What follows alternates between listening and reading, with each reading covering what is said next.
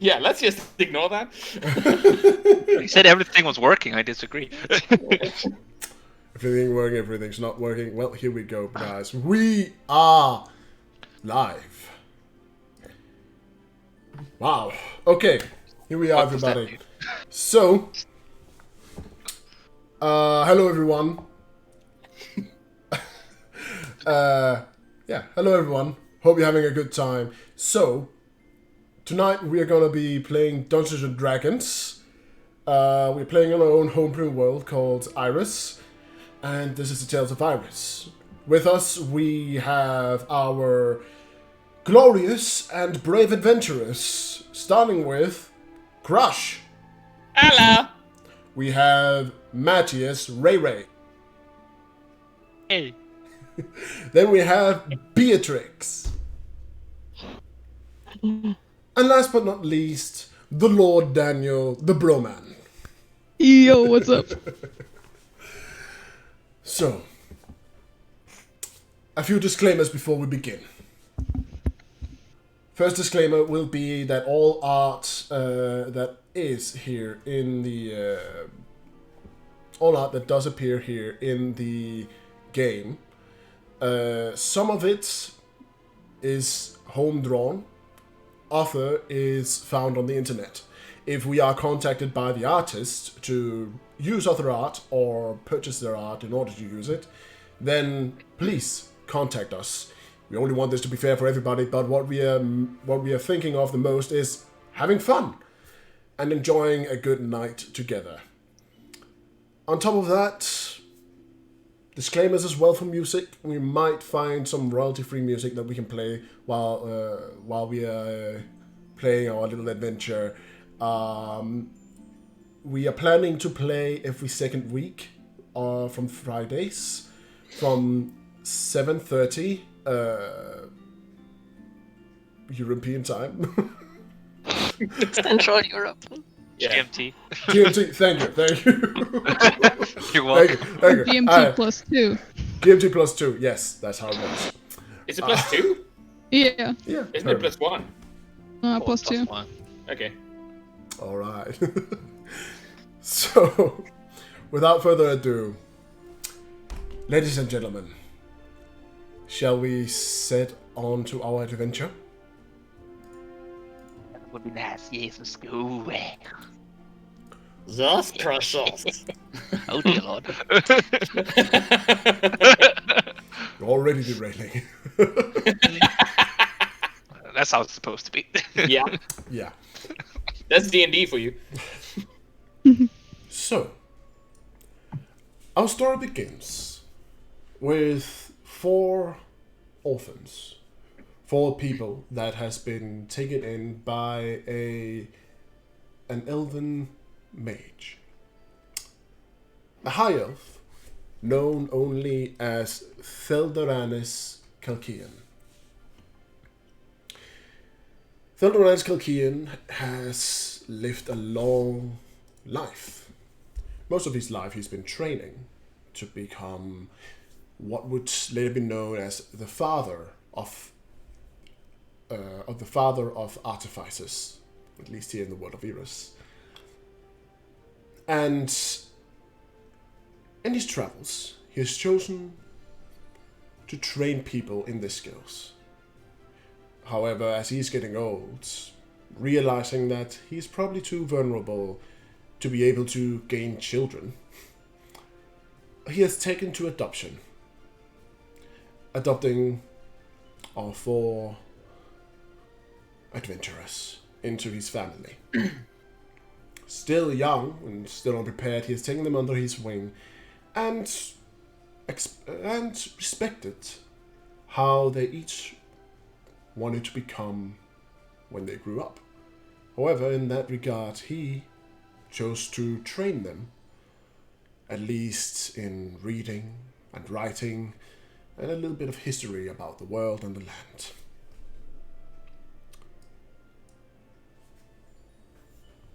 Ooh. We start within your home. Theldaranis looks up from his book and gives you all a smile. He closes it with that familiar thud and looks to all of you. All right, children. That's the story for tonight. Now, I'm certain you all are hungry, no? And he gives you all each a waiting look. His eyes falls first upon a young, half-elven girl, seemingly the oldest of them all. Crush, if you would explain your character. So, if I would what? It disappeared there. Would you tell us how your character looks? Well, like in the portrait. Like in the portrait. Yeah. A blonde half-elven girl Blonde, half-elven girl with green eyes. with adventure luring within her green eyes. And I think that you said that she is actually the eldest of the group. Indeed. You Yeah. are the eldest of the group. About 5 years or so. The next one he looks to is another kid. Beatrix. Yes, this is Yuzu, a changeling child, probably a bit older than in the picture, with white hair and white skin and scary eyes. But I mean, that's how changelings look originally. It feels like I'm looking at the Grudge here. Yuzu is in their natural form Indeed. most of the time as a kid. He continues forwards. His eyes falls upon next a brass dragonborn child. Broman. Yes. Here we have Gesh in his childhood glory.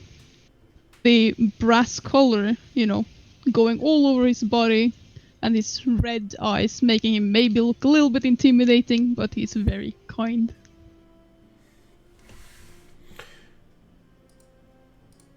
And last but not least, the scarred face of a young, strapping man, Matthias, or Ray Ray.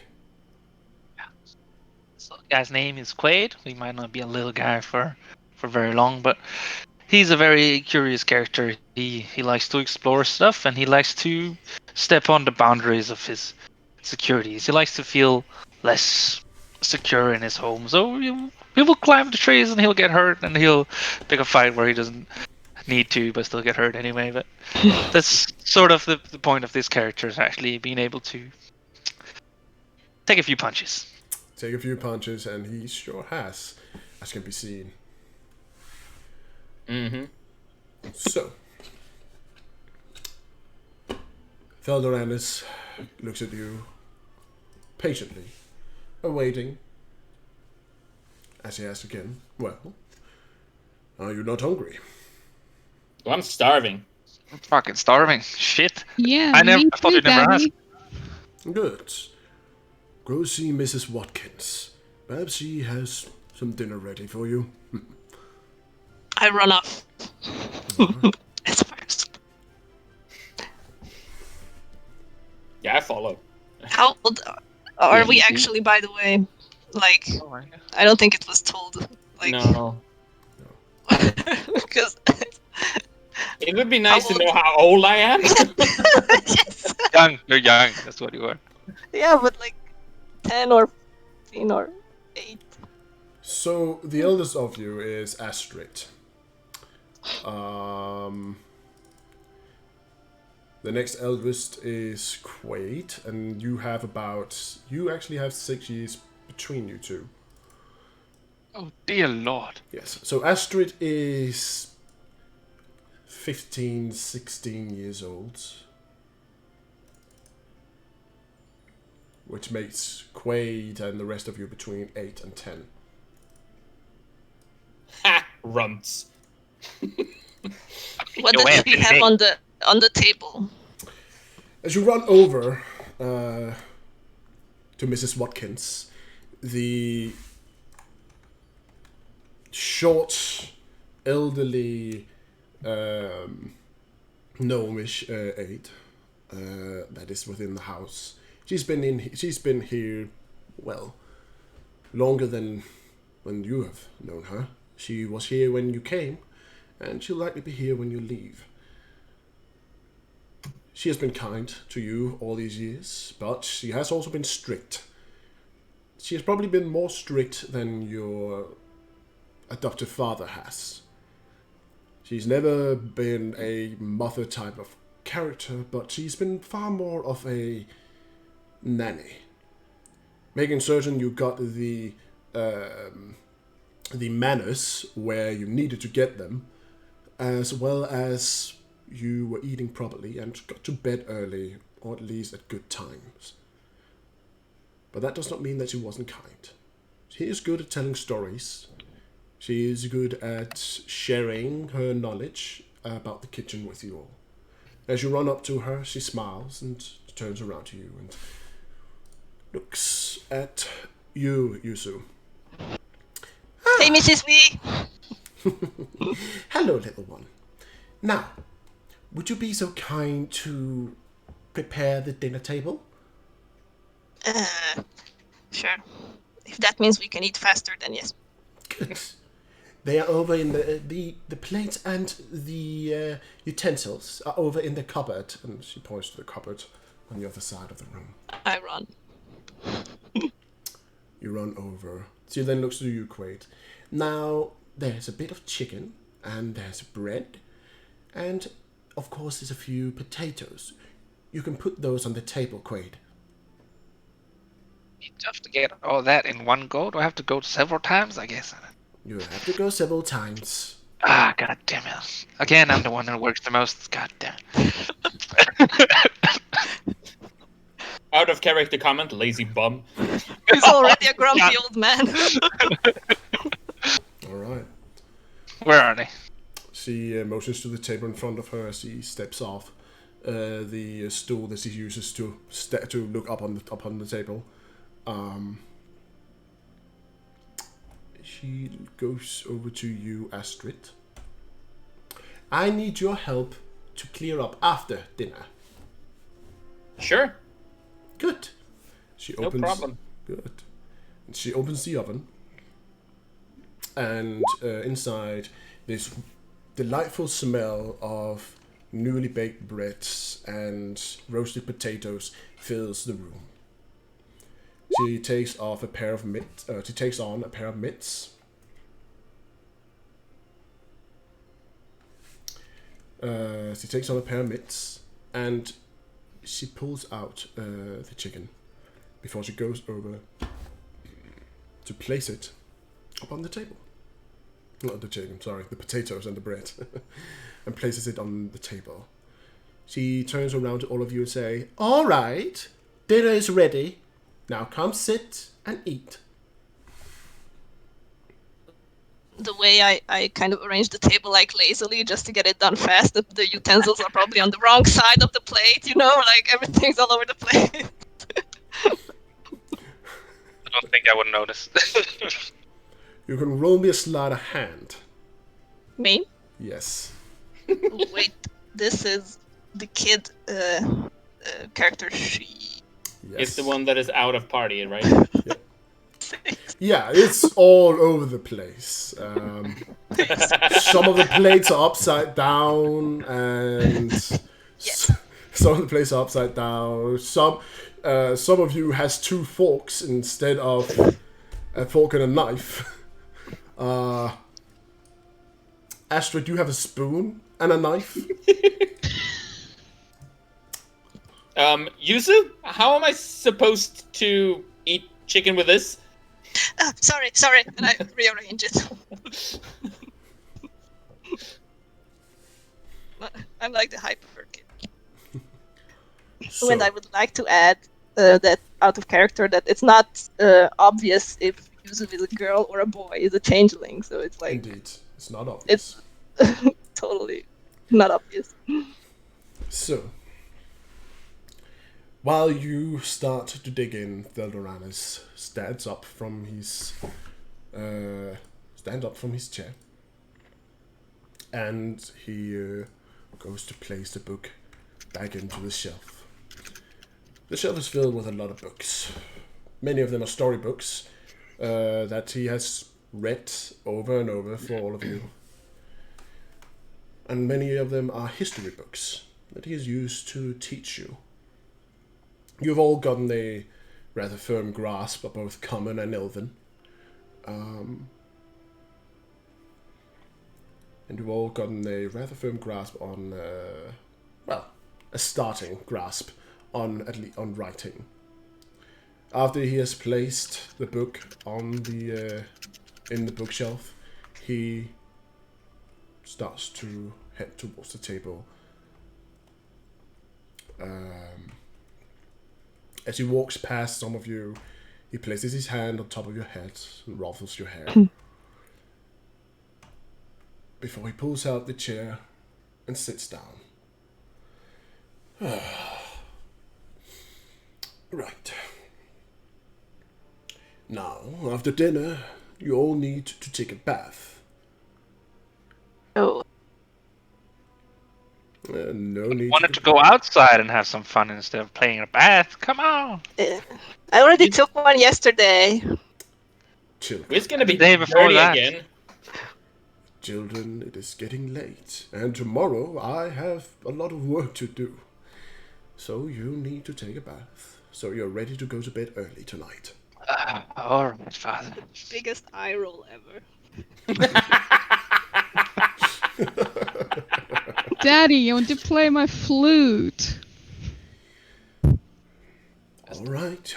After dinner, you may take a bath, and you can be awake for, let's say, an hour more. Yes! Very well. Tomorrow we have to go to the gardens. They need to be trimmed and weeded out. I hope you're all ready. It's going to be a long day of work. What do we get if we finish early tomorrow? What would you like? I want sweets. That's what I want. Sweets. Yes, I Your want teeth sweets. are gonna rot. I don't care. I want sweets. Well, if we finish early, I'll head into town and see if I can find a few sweets then. So, do we have a deal? We have a deal. Well, with me. I don't know about the others, but you have a deal with me. Can I get a new flute as well? Please? Roll me persuasion. Let's see. Oh, that doesn't... Oh, wait, no, there we go. Persuasion. You already have your own flute. But this one is so old, it's almost broken. I've blown Good. too much on it. While that may be true, perhaps instead, you and Astrid could head into the woods, see if you can find some twigs, and you can try and make your own flute. How does that sound? Yes. Yeah, can we do... Yay! Very well. Nothing. Is there anything you would like, Yuzu? No, I take what I want.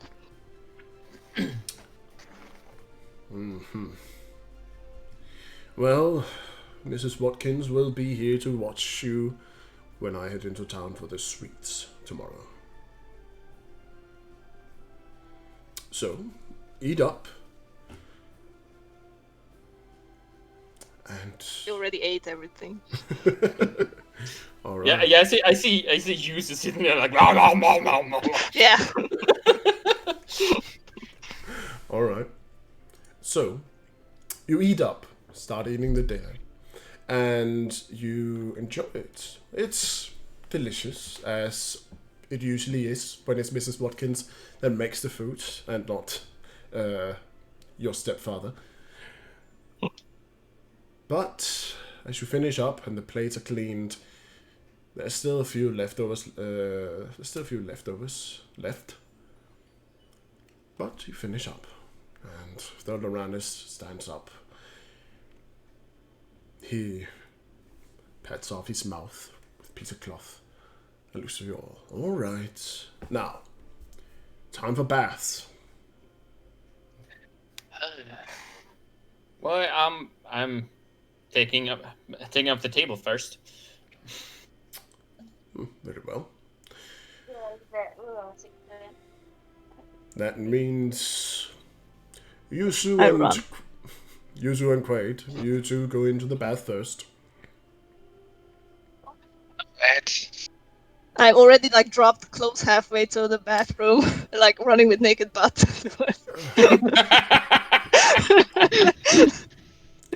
Quite the handful, Chica. It's so typical you as a player. So typical of you, so I will take it. Don't worry, Miss Watkins. I wonder if we're going to the same bath. We're still kids. That's up to you. Fuck it. All right. I splash him with water. I splashed you right back. Okay, Don't so start that game with me. All right. and then we kind of just start a fight in the bathroom, I guess. It's gonna get wet.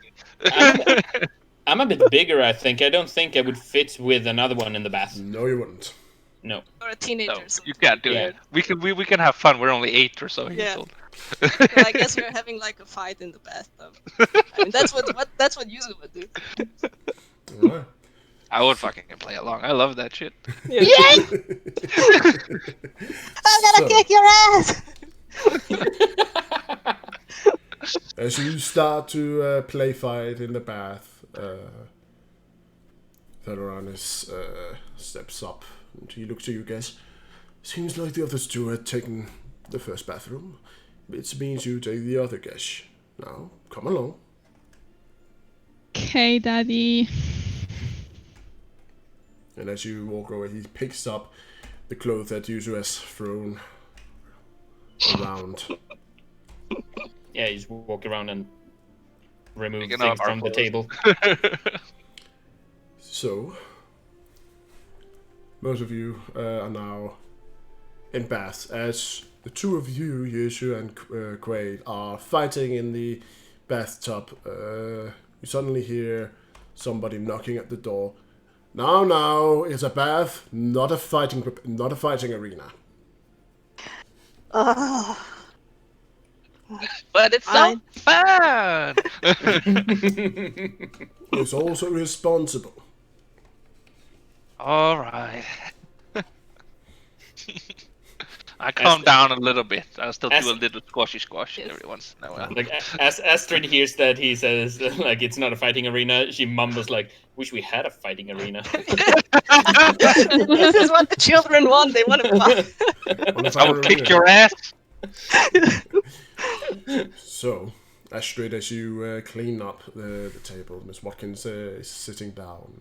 She seems to have already taken forward her embroidery kit and is starting to embroider on a piece of cloth.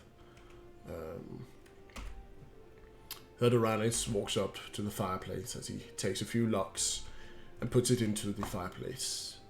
A flick of his wrist and a small flame is conjured beneath the wood. And so, there's light. As outside and through the windows, you can see how the night is dimming. And evening is coming.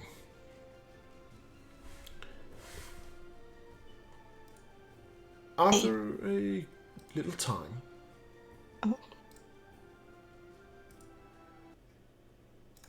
just change the music. Uh-oh. Don't worry, I'm not that evil. The dragon is coming. Can we roll who wins the fight? Sure. I'll bet you your share of the sweets.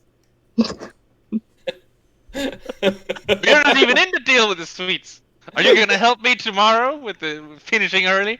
Yeah. Okay, Then, if you win the fight, I'll give you half my sweets. Okay, okay.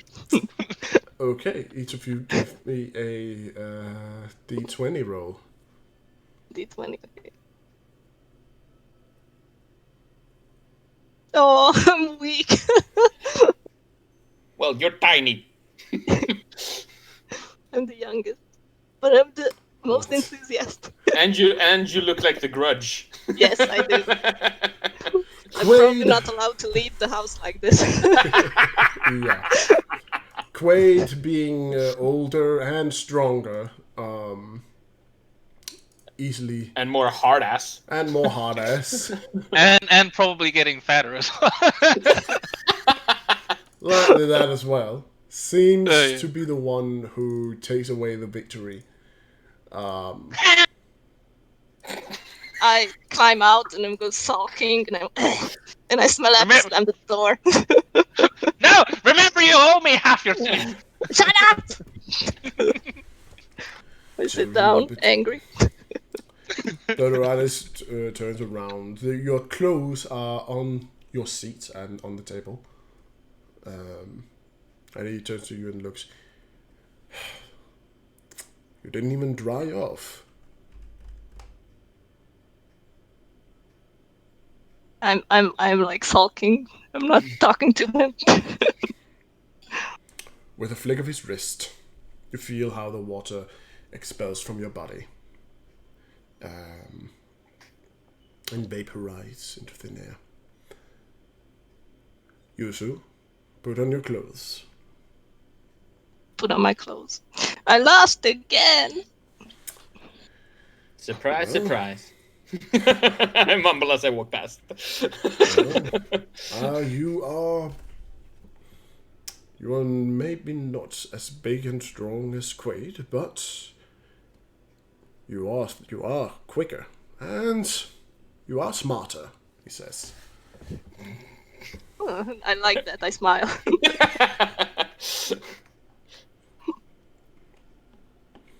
Put my clothes on and sit there, All right. tapping the table. Right. He walks over to a cabinet and opens it up. Out from it, he takes out a small mechanical bird. And he walks back to the table and puts in front of you. Here you go. You can play with that tonight. Oh, It's like a I wind-up toy. take it. All right. So it's like I a shake wind-up. it. You shake it, and you hear some metal clinging and clanging, and then you notice the key. Oh, That's in the wind-up key in the keyhole. I'm gonna wind it up Okay. You and wind. put it on the table. All right. You wind it up, and as you place it on the table, it jumps a few steps up on the table, tweeting in a mechanical sound, but close to a bird, as it jumps around in circles before stopping, as you didn't wind it up too far. Is this type of stuff rare? These mechanical stuff Yes. in the world? Yes. Oh man, when I tell people what I have at home, they never believe me.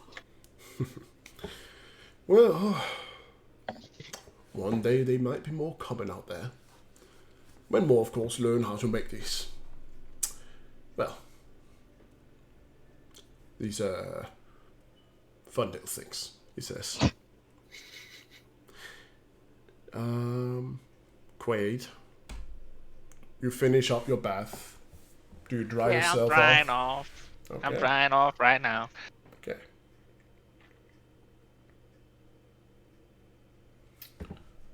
So you dry off. The rest of you also slowly start to finish off your bath, except for Astrid, because she's yet to have a bath. Yeah, but one of the bathrooms free now, so I'm taking that. All right. Good luck in there. Wink. Changing the water, obviously. I might have peed in it a little. You manage to. Yeah, that's what I expected. You notice how the floor around you is soaked half the half the water that was in the bathtub is no longer in the bathtub for some reason. Always so unrolling.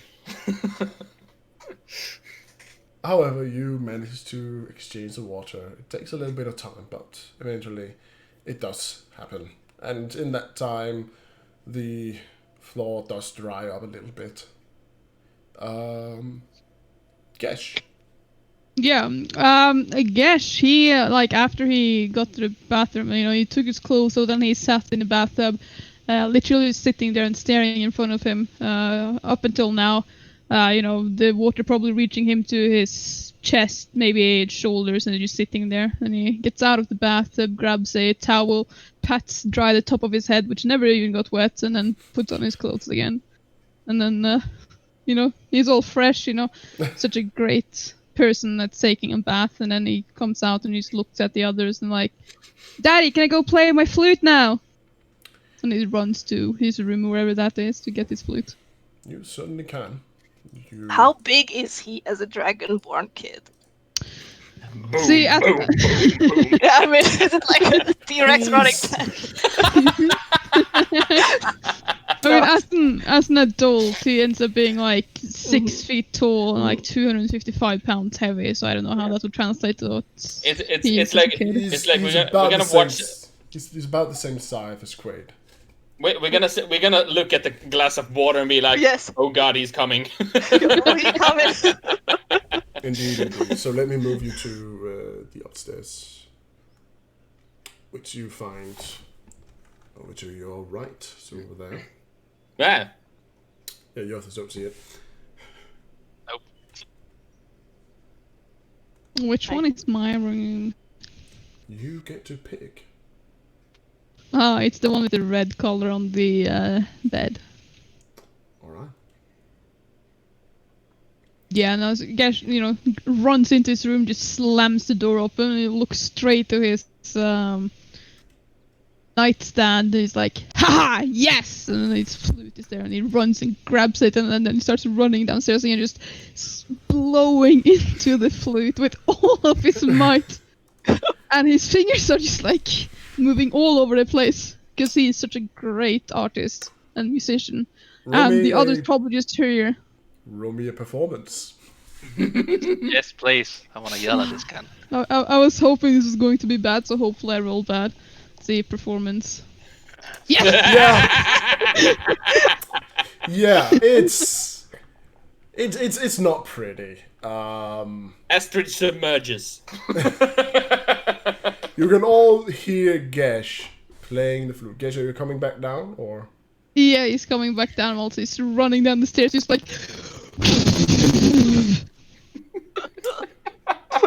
All right. I'm gonna break this fucking flute.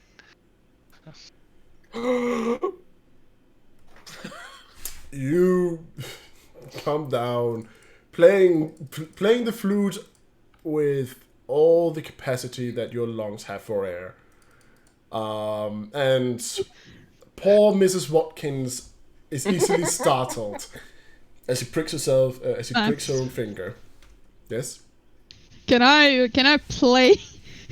Can I play some music here to just show you how great this sounds? I'll allow it. Uh-oh. Oh, this is gonna be horrible. Headphone users beware. Everybody, beware of your ears if you're wearing headphones. Yeah, I just need to find it. What's that? Oh yes. I think he just broke his headphones. What's that called? What's it called? The one with the dinosaurs? Jurassic Park. What? I don't know. I don't know how many flutes are in that movie. No one is playing flute in Jurassic Park. No, hold on. No one's playing flute in Jurassic Park. No. Okay. Here we go. So he's playing the flute so badly that it doesn't even sound like a flute. Okay, here we go. Dear Lord. Oh, okay. Oh. Yeah. Basically what it sounds like. I love it.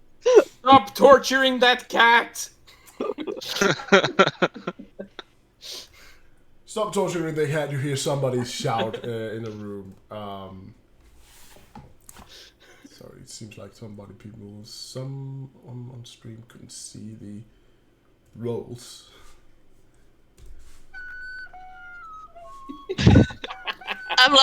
I'm going, yeah! Louder! Louder! I'm screaming. Upon hearing, his quote-unquote little sister, shouting for it to be louder, he just grins the most wicked grin at her, and he's like, yeah, and then takes a deep breath before he once again. Why, bitch? Why? Okay. Oh God! So, as you play, and poor Mrs. Watkins is startled, she pricks her own finger, "Oof, ah!" and she looks at you with these harsh eyes. Roll me a wisdom save. Me? Yes. Oh my god. Mrs. Watkins' legendary Let's see. ability. Just gonna throw a slipper right in your face. No. Her eyes stare you down, and immediately your music slowly dims as you do become intimidated by her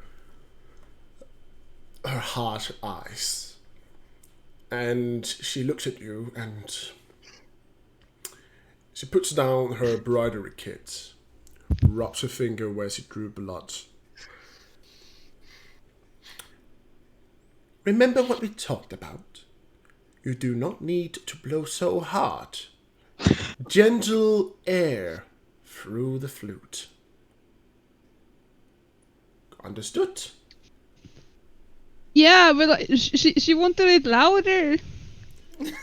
Well, She just pouted and looked I at the did. ground. there are other people in the house. You need to take into account for everybody. You're just saying I'm bad at playing. I'm I don't- saying you still need training. You are using too much air. Out of character comment, he doesn't even need to blow. He blows so hard enough as it is. All right, read it back. Yeah, Gash, just folding his arms, holding his flute with one hand. He's like pouting, look at the ground. He's like, but I'm the great musician. Gash, everyone likes my music. Why wouldn't anyone like my music? I don't like your Just music. because you're a gnome. She looks at you, rather surprised of what you said. Oh snap! No! Excuse me. Would you mind handing me the flute? Oh yes. Nuh-uh, Daddy said I could play before bedtime. Thunderan is currently shrugs as he returns back to the shelf for some reason.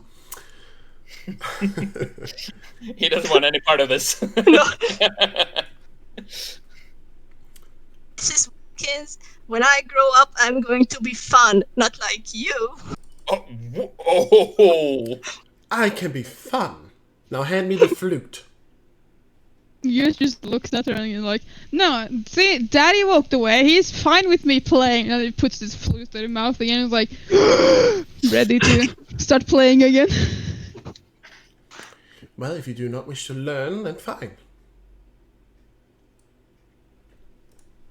Get just he doesn't quite blow it just yet. Like he's like thinking, considering like maybe he isn't as good as he thinks and as good as Yuzu makes him feel like he is. So he just slowly approaches the gnome and he's like, I'm sorry, was it Watkins? Mrs. Watkins, yes. Yeah, I'm sorry, Miss Watkins, and then he offers the flute to her. Okay. As See, this has happened, oh sorry. oh yeah, no. What do you do? Can I? Is there any food to steal? Already? From here? There are packed away leftovers on the table. Yes. But any like forbidden snacks? Like, Nope. no. Okay, then Cookie nothing. jar. Then sorry. Sorry then. Lost all half right. of it in a bet.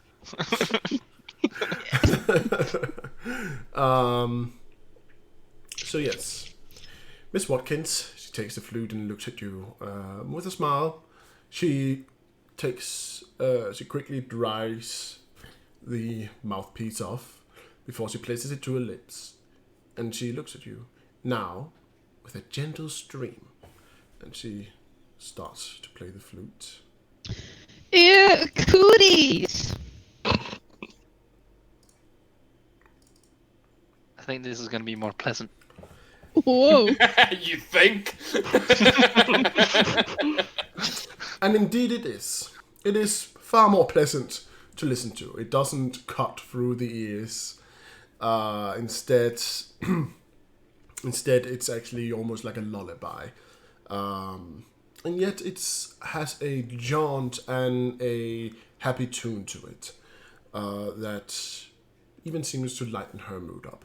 As she finishes, she hands you back the flute. Every gnome has a musical bone in their body.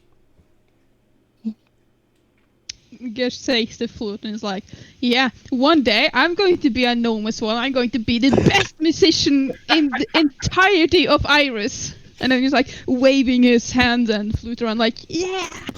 Isn't it Yuzu who can actually be a gnome? Yeah. At the moment, At this point, I transform into a gnome. okay. Yusu slowly changes his form into the appearance of that of a gnome. It's actually fast. It's one action. Hmm? It's fast. It's one action. Indeed. So over a Sure. span of 6 seconds, you turn into a gnome, right besides Quaid. Quaid, you've seen this happen a few times. He's changed into smaller races and kids multiple times. Even you at some point. But this is nothing new. I probably mocked Steal everyone this with their own mirror image at one point. When Yuzu turns into Quaid, he's like, "Hello, handsome."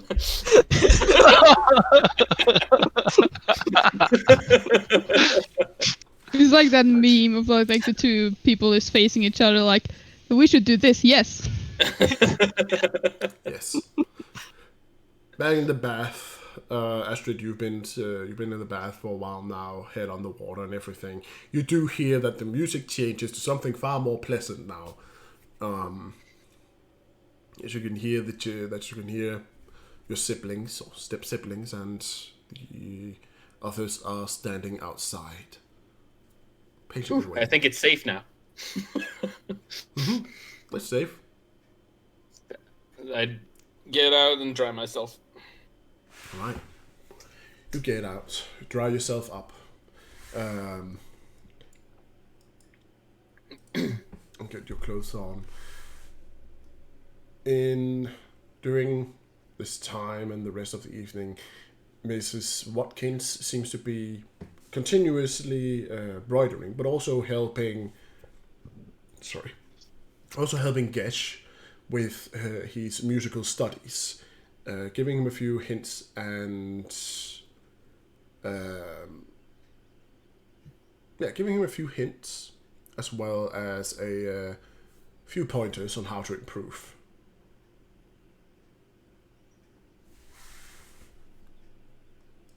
Father Ranis returns to one of the bookshelves and he takes out a scroll, which he opens up and looks over. As the outside turns darker and darker and evening is surely closing in, you use the last hour that you have before bed to do what you want to do. So each of you, we know Gesh is playing flute. Yushu is transforming into people. I'm gonna transform into Quaid. Okay. Quaid, what are you doing? And I'm gonna make stupid faces and look, this is how dumb you look.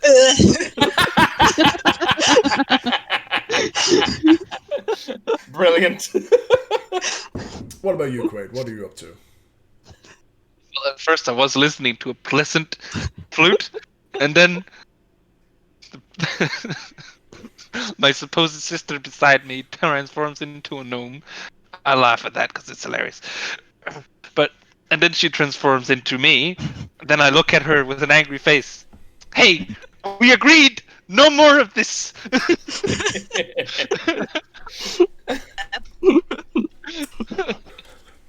You'll end up stealing my sweets. All right. So I guess I'm discussing with Yuzu and having a little friendly fight, I guess. All right. As per usual, you two have a little and fun bout with one another. Astrid, how about you? Astrid finds herself a storybook to read. All right. Like one with adventures and bravery, heroes, evil times, all that crap. All right. You look through the books, the many books that has been bought over the years. All the books that are downstairs here are either cooking books or history or storybooks, a few language books as well. But you find one, and it's a common tale. Tells of a hero that once existed, a man known as the Dead Wave. Ooh. Who went by another name known as Rokrav Ref. Oh. That's Nice. the story of him. You're reading a strong fighter who fought in a war against evil and demons and held back the tide almost by himself. Of course, he had the aid of the Black Tusk Brigade, his companions that he fought alongside with till the very end. So, evening continues.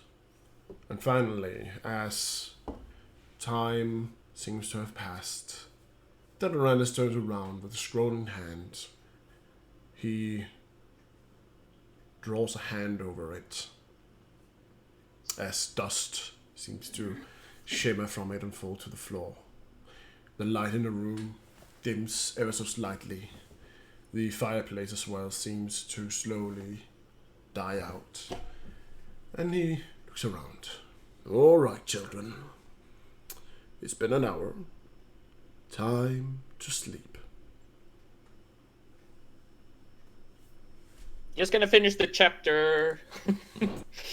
I run. You can take... Do you ever do anything else? I fight run. with Quaid and I run around. straight after. I run after her. That's what I do. Okay. But You'll never catch me. by the way, I still have that scene stuck in my head when Gesh runs down with a flute like. Meep, meep, meep, meep, meep. I mean, it's a bizarre scene. Certainly is a Yeah, bizarre well, the scene. thing That's for certain. Really bizarre. The thing is, Gesh is doing the same thing now, but in reverse. He's going up the stairs this time. When I actually took the little mechanical bird with me. Okay. Astrid takes a little extra because she finishes the chapter and then she puts the book back. She's older, so. Astrid is older, yes. So, you all start to head upstairs, one by one. Mrs. Watkins seems to get ready to clean downstairs as she goes over to the cabinet and takes out a broom. Take a while in the bath. Good night, I say before I head up. Mrs. Watkins waves at you all. Sleep well, children. Oh, I'm way Night, Miss past that. Watkins. I'm already upstairs. Yeah. So, for you each hurry up to the second floor. Woohoo, what happened? It's black. Ah, there we go. Shit. There you are. Where each of you have your own room. Need to go potty. Dibs on green bed. Dibs on blue. Dibs on blue. I don't care which bed I'm taking.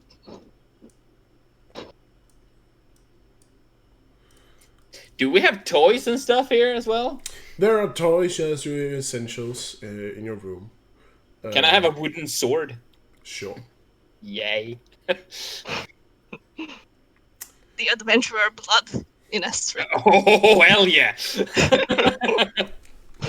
Indeed. So you have your own rooms, and you enjoy the rest of the evening in them. User, of course, gets on the putty. Why are you always these kind of characters? It's who I am. Theldoranis seems to keep an eye out for everyone, for them to return to their rooms. As you all return to your rooms, he walks about and looks in and says good night to each and every one of you. Gesh looks at him when he comes to Gesh's room. He's like, "Good night, Daddy," and then he jumps up onto his bed, jumping on his bed and playing his flute in like a rocky manner. But it's not really good though. It's you heard how it was earlier. It's literal shit, but it's kind of like yeah. Everyone else have soundproofed their rooms. He looks at you, Gesh. It's time to put the flute away and go to bed, Gesh. Okay, Daddy. He puts his flute under his pillow and lies down in this bed under the covers, and he closes his eyes. He's like,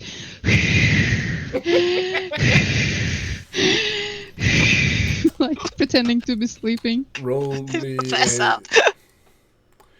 roll me a performance since you don't have deception. Do you have deception? Yeah, you have deception. Roll me deception.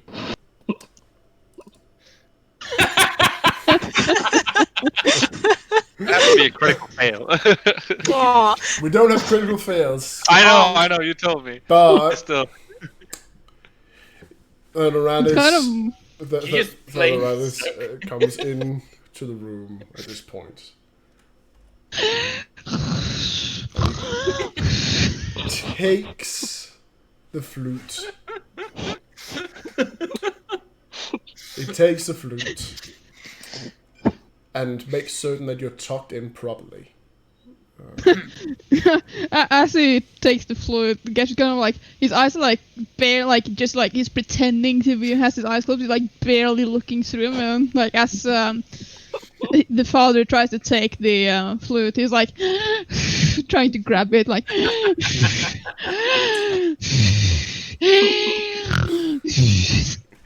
He goes, I know you're not sleeping yet. No one falls asleep that fast. Yes, I am. And no one answers in this sleep, Gesh. I'm sleep talking. Give me the flute. Okay, and he like turns around his bed to face the wall, kind of like. Sleep tight. You too, Daddy. Smiles as he takes the I flute just- and goes outside. I can not in the picture him same room. like I can picture him like hiding different kind of instrument in his room. Why always needs a new flute? Yeah.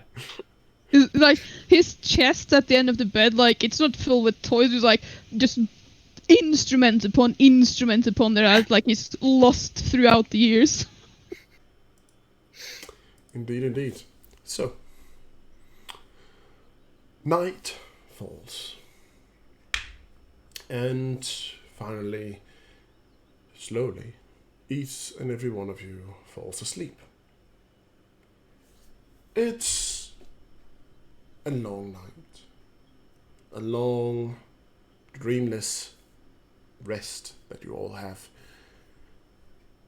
But as morning comes and light tickles in through the windows,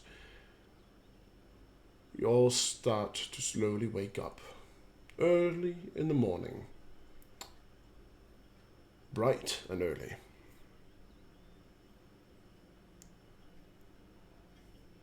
Who will be the first to wake up?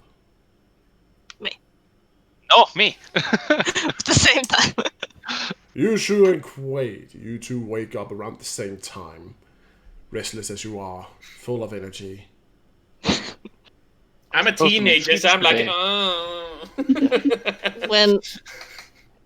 If we like step out in front of our door at the same time, I'm gonna like look at him and like race you to the table.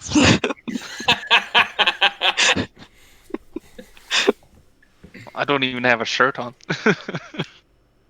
I only have underpants. Like, oh shit, let's go. Yeah, run and probably wake Astrid as wait. Yeah, but she's a teenager, so she's lying there like, Whatever. Shut up! I'm trying to sleep! I need my beauty sleep. Right. So so two of you race down the stairs. Both of you. Let me see here. In underwear. In underwear. Yeah, in underwear. And as I arrive to the bottom of the stairs, I'm trying to play it cool, like, yeah.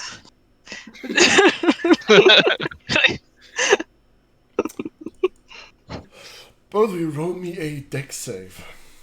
Oh god. You're gonna Did fall I? You're gonna fall to. Oh, that was a straight dexterity. That doesn't. No, that was a save. I am. You are using the wrong character sheet, Ray. No. No, Oh, Ray no. is.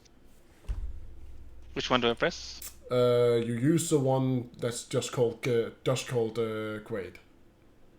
Oh Jesus! Fuck. Is the one that is not sorted under party. Yes. My mouse is gonna play with me. Hold on. Should have done like the name and then child. You know, Yeah, I probably should have. it makes it more clear. What's worse than a rapist? A child. Huh? So it is What? the dexterity Oh, stat. Is it this? I don't know if I can know. I don't know what it's No, called. that's the you know, same with shit. The parenthesis. Yeah. Yeah. It's the one that's not under the on the party. You have to open the one called Quaid that is not on the party. It looks like all the text in Probably there in is the like top. red. Yeah, up in the top. Right under Astrid in the top. Then I just press dex. Dex save. Yeah, There's under, dex save. There's saving throws. Just dex then. There is saving throws. Yeah, there's the saving This throws. one. Yeah, Is that Yes. the right one? that's the Okay. right one. That's the Jesus right Christ. one. So many, so many. What are you doing here? So you manage to run. You both manage to run down without breaking a leg. Lucky. But the faster one. Miracle. But the faster one is Yuzu, who gets down first.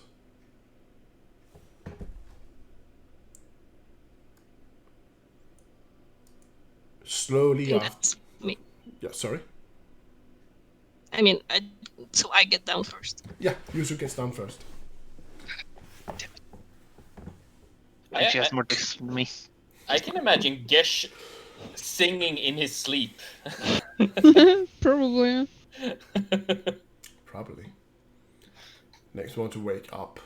That would probably be Gesh. Yeah. Gash, he wakes up, does a little dino stretch in his bed. And then he rolls out of bed, scratches his side or something, like yawning.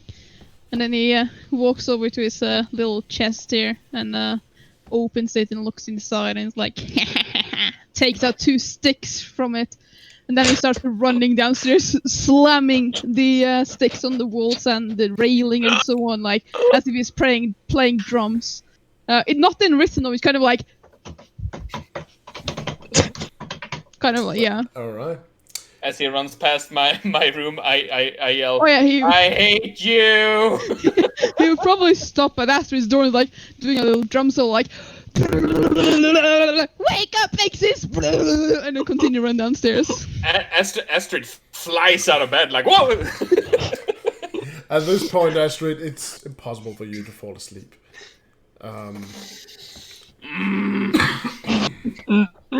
Cranky teenager. Yeah. As there's now so much noise from your siblings in the house, it's basically just impossible to just sleep. Walking to my chest, opening it, grabbing my wooden sword, and walking downstairs. Shit got real. Shit. Okay, so I would assume that this is not the first time has happened. No, this is definitely not the first time things has happened. Probably a morning ritual. Yeah. Like someone pisses Astrid off, she runs after them with her sword. So Astrid, you come downstairs.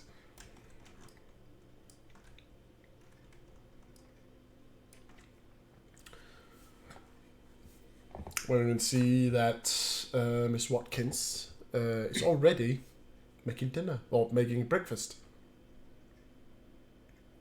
Making dinner. Wow, I slept in. She's making breakfast.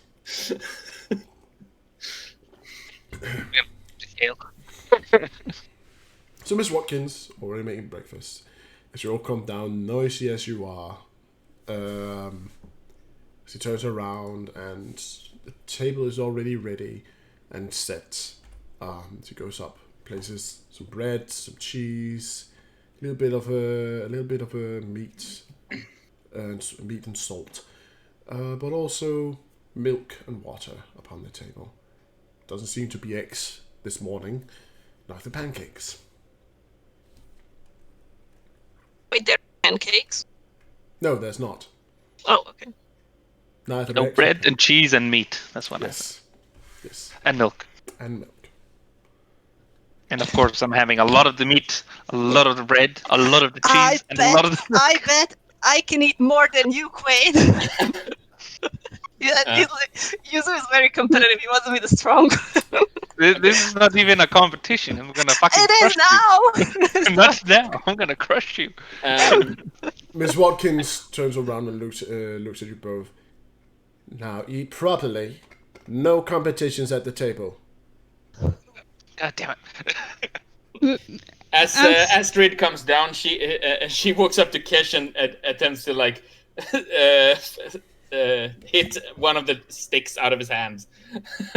Yeah, I'll allow that to happen because it makes sense. But as Astrid comes down, you know, Kesh, she has come down the stairs. He has nothing to hit on to like starts banging the sticks together and like, blah, blah, blah, yeah, oh, la, la, la. And then he sees Astrid and he's like, and then one of the stick just flies away from being hit, and he like takes his other stick and he's like, how, you wanna fight? How? I'll beat you. And then he just runs away and hides like, I don't know, behind the cupboard over here. Astrid walks towards him like, looking really cranky. Actually, as Quest runs, it's probably like just shouting like, Miss Watkins, she's trying to kill me! I'm just being a musician, help! You brought it on yourself, Gesh.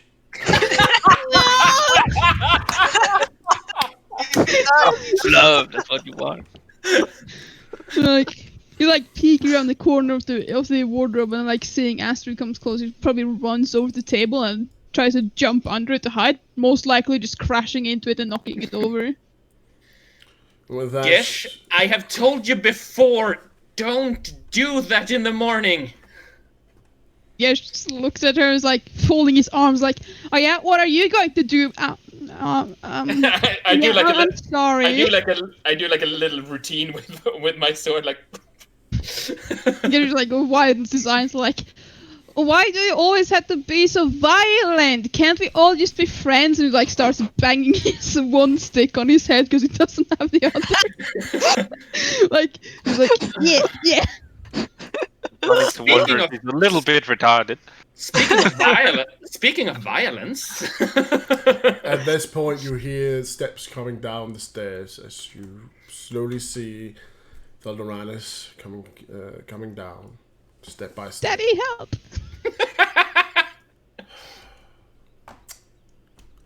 Gesh, put the table back where it were. Children, breakfast. And then we are going out into the gardens. Right. Gesh I'm looks at gonna the eat table like, extra much so I can finish early today and get sweets. Astrid, no weapons at the table. All right. Walks over and places it, leaning it towards the wall, and then walks back. Gesh looks at the table like it's like flipped over, but it's like roughly at the same place. And like looking at it like, what do you mean, Daddy? It is where it belongs. And then he like runs over to the table, throws the stick behind him, and sits down. He takes a deep breath before he sits down at his usual seat at the end of the table. I'm just curious, what's your intelligence? -1. No, it's actually very low. It's like, Oh, no, it's like when he's an adult, it is 0. Shit, what? where's mine? No, that's the modifier. What's the number under it? Oh, 10. Oh, It's then in it's mine. the average. Yeah, but he's a kid. Well, right now it's below average, so... Yeah, Considerably. in more than one way. Mine is actually the same as yours when we're adults, so... Right. So, Father, Yes. are we gonna get a little sister or brother anytime soon? I'm kind of done being the youngest.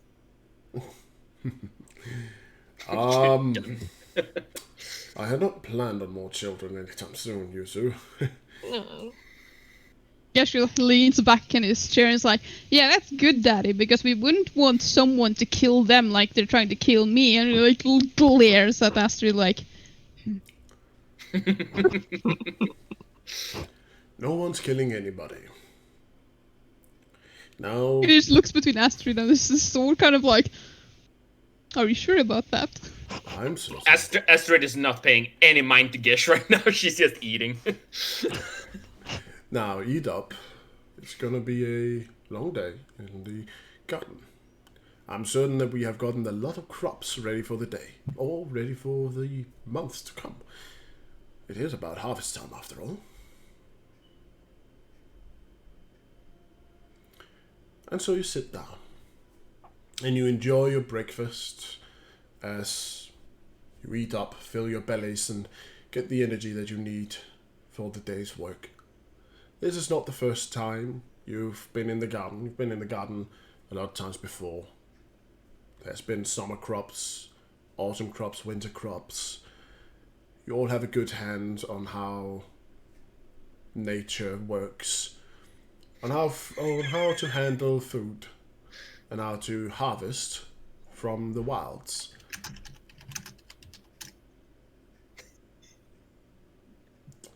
So, after finishing breakfast, Valdoranus stands up and he looks to each one of you. All right, collect your plates. And he eyes you all. Gesh looks at him and grabs his plate like, thank you for the lovely breakfast, Miss Watkins. May I be excused? And then he's like, winking at her like, Well, yes, Gesh, you may. yes. And he like goes and puts his plate on the, my roll 20 is lagging so much. Puts his plate on the table and then he starts slowly making his way up the stairs, trying to sneak his way up. Valdoranus turns around and looks at you. And where are you going, Gesh? Gesh just freezes in place like, I'm going outside, Daddy, to help with the crops, but I need to put on proper clothes first, and shoes. Good. You two as well, and he looks to Yuzu and Quaid. you need to put on some clothes. Yes. Let's get right on that. Fine. I'm gonna do it first. No, I'm gonna do it. Children, your plates, your plates. My Oh. plate is going over here. Thank you for a lovely dinner, and then I'm gonna rush upstairs and try to get out. Some Thanks, clothes. Mrs. B. And I calmly take my plate and puts it away. Like, Yeah. thanks for breakfast.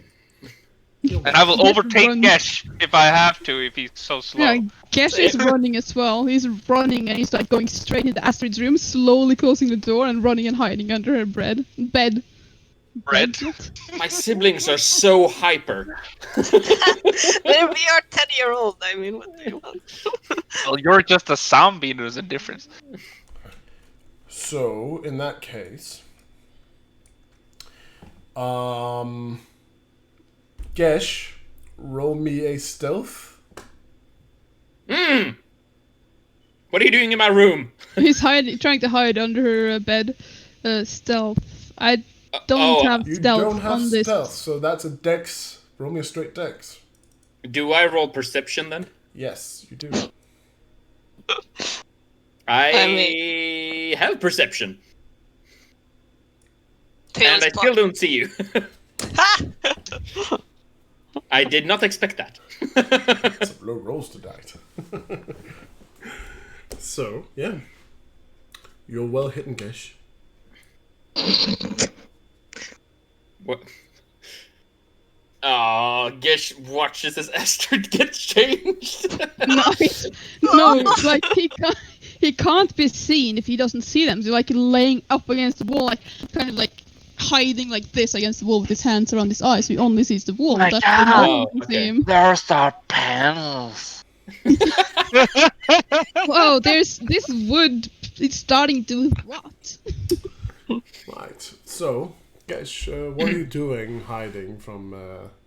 No, he's just hiding. Okay. He doesn't want to go out to work. Because he can. Why not?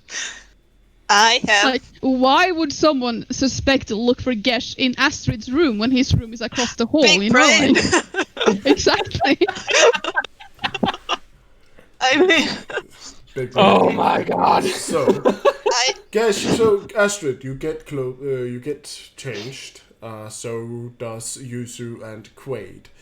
no. I actually have my shirt on backwards, and I have mismatched shoes because I'm so in a hurry to beat Quay.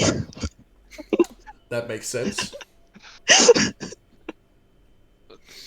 Oh, I'm a little bit more careful. I need to close properly because I need to work very hard today. So it's on right. So maybe I'm a bit slower than you this time. Fucking. Oh god, my siblings are idiots. You said it, not I.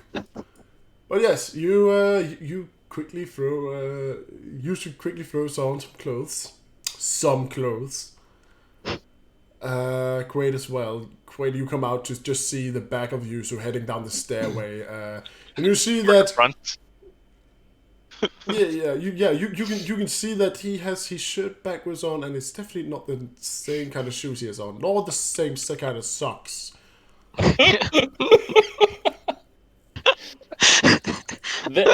This is just a hilarious session, I'm saying. The best roleplay ever.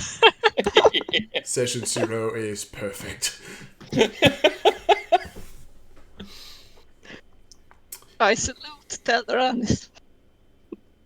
Proudly. He looks at you before he leans down and he helps you put on your shirt correctly. Oh. Oops. Oops. Your shoes are also wrong. It's fashion. I saw it in the city. Last we were in the city is 2 months ago. Yeah, well. So you're saying it's out of fashion now? I'll never understand the young. Steps away from his chair. Shortly after, Quaid follows down, more properly dressed. And then comes Astrid, proper dressed. All right. last but not least, Astrid comes down the stairs. Now, you're all downstairs, except for one. And Delorize looks around and he goes, "Where's Gish?" I don't know. I don't care. Did we see him go into Astrid's room? Because we were racing, we might have been quick enough to see where he went. I didn't see him in there. I'd assume that like he started moving before everyone else, and like as he Yeah, got to the stairs after. Yeah, I'd assume that like at most like Quaid and Yuzu might have perhaps like just seen like Astrid's door close, like just bare like when it clicked closed. Yeah, I would say that you hadn't seen seen Gish run into Astrid's room.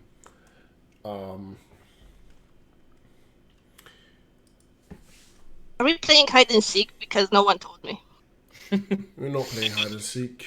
Oh. Astrid. Yeah. Would you be so kind to go find Gish? Okay, sure. Thank you. So Astrid heads upstairs once again. You may... God damn it. Astrid, you may roll me a... Oh, let's see here. Investigation. Right. There it is. Oh! So you start looking around. First you look into Gesh's room. You turn around everything and look around, but you don't see him anywhere in there.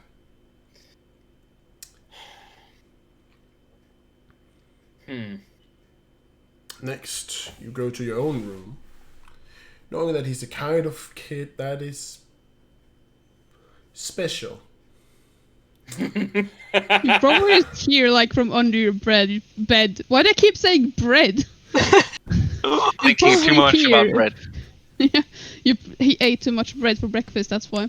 No, you probably just hear under your bed. You just hear like, I'm so smart. I stand by the bed and go,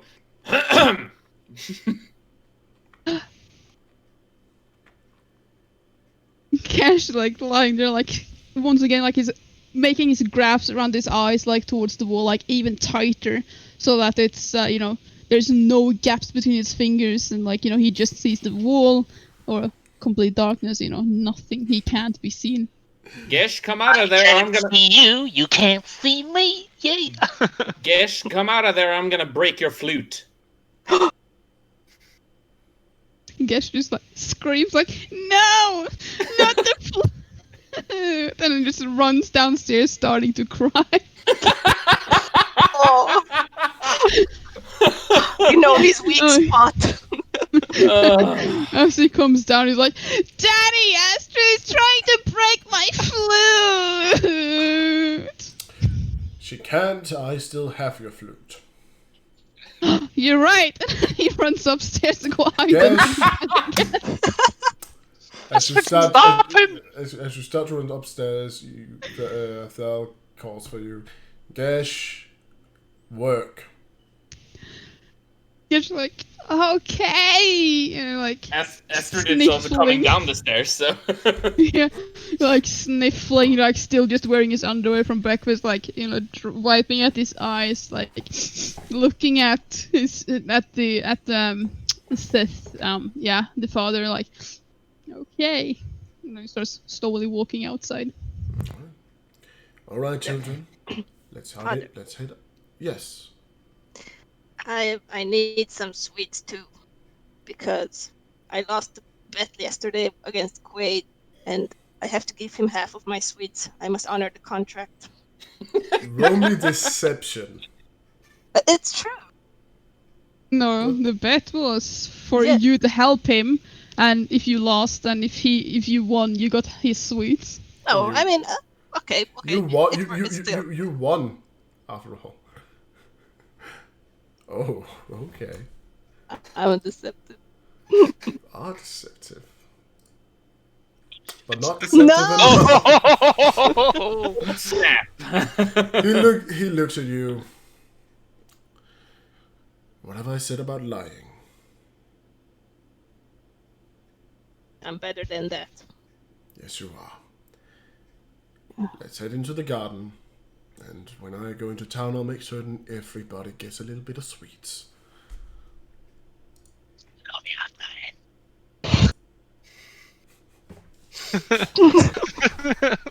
So, Don't fuck about.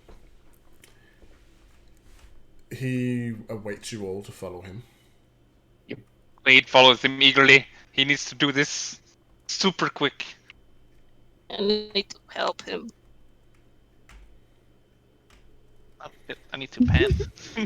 As they come out, Cash is like, standing there in his underwear, and he's like standing over some flowers and like leans down and very carefully picks up a flower, pulls it out from the ground, moves to an empty spot with no flowers, places it down and looks at Astrid.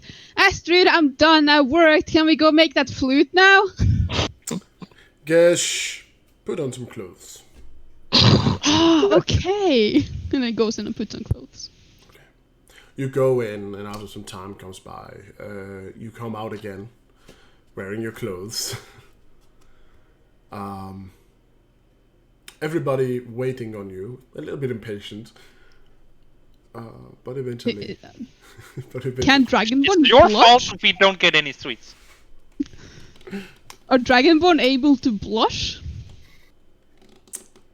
Yeah, I'd say so. Yeah. Okay, yeah. When Quaid says that, Gesh kind of like folds his arm, blushing. Is like, well, I'm sorry. Put in the work like the rest of us, then you might get some sweets. But I don't want sweets. I want your flute.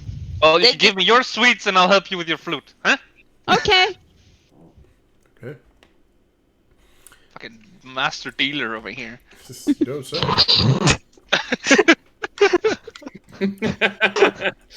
It's the beginning of an empire. Yeah, this is how he started all the sweets. Drug Empire. So, let's see. Heading in to the garden. Oh, sorry. You can see the produce that has been grown already. Seems to be carrots, cabbages, and beets. Seems to be ready to be, well, some of them seem to be ready to be plucked from the soil. Then Oranis walks over to the shed that you have and enters it. After some time, he comes out again with a few working materials. All of them seems to have been made in a way that they're safe for children to use without harming them or other children.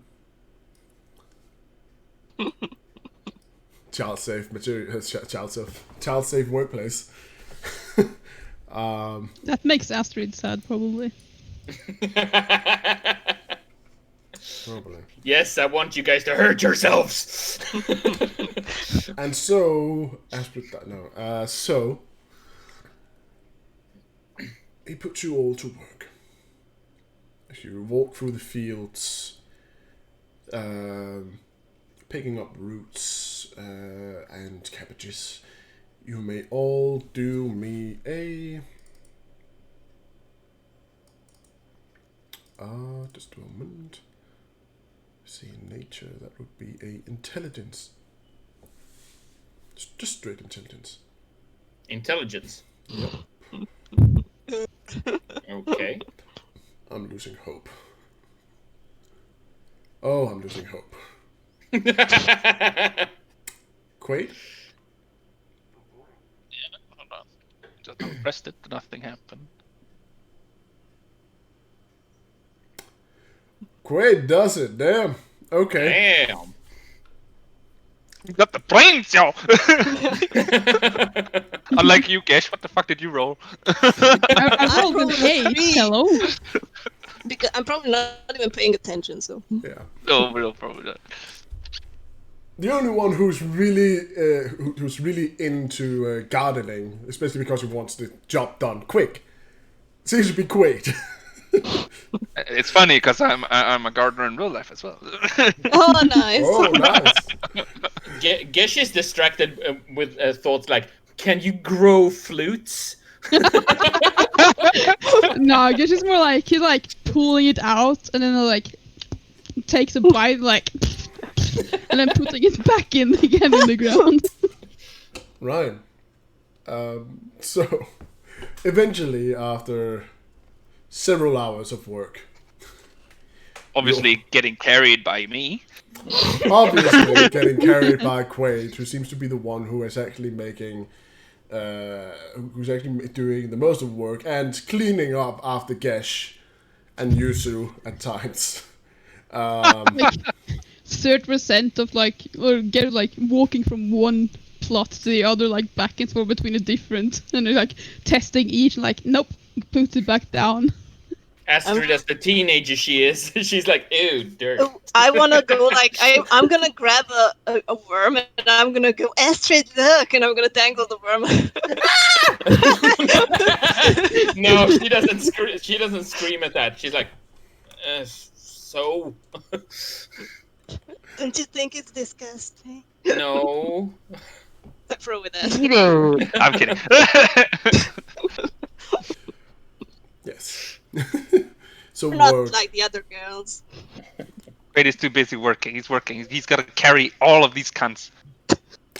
Indeed. Quaid carries the work as you are fixing up the garden. You managed to get a good amount of fresh produce. Some of it seems to have been nibbled upon.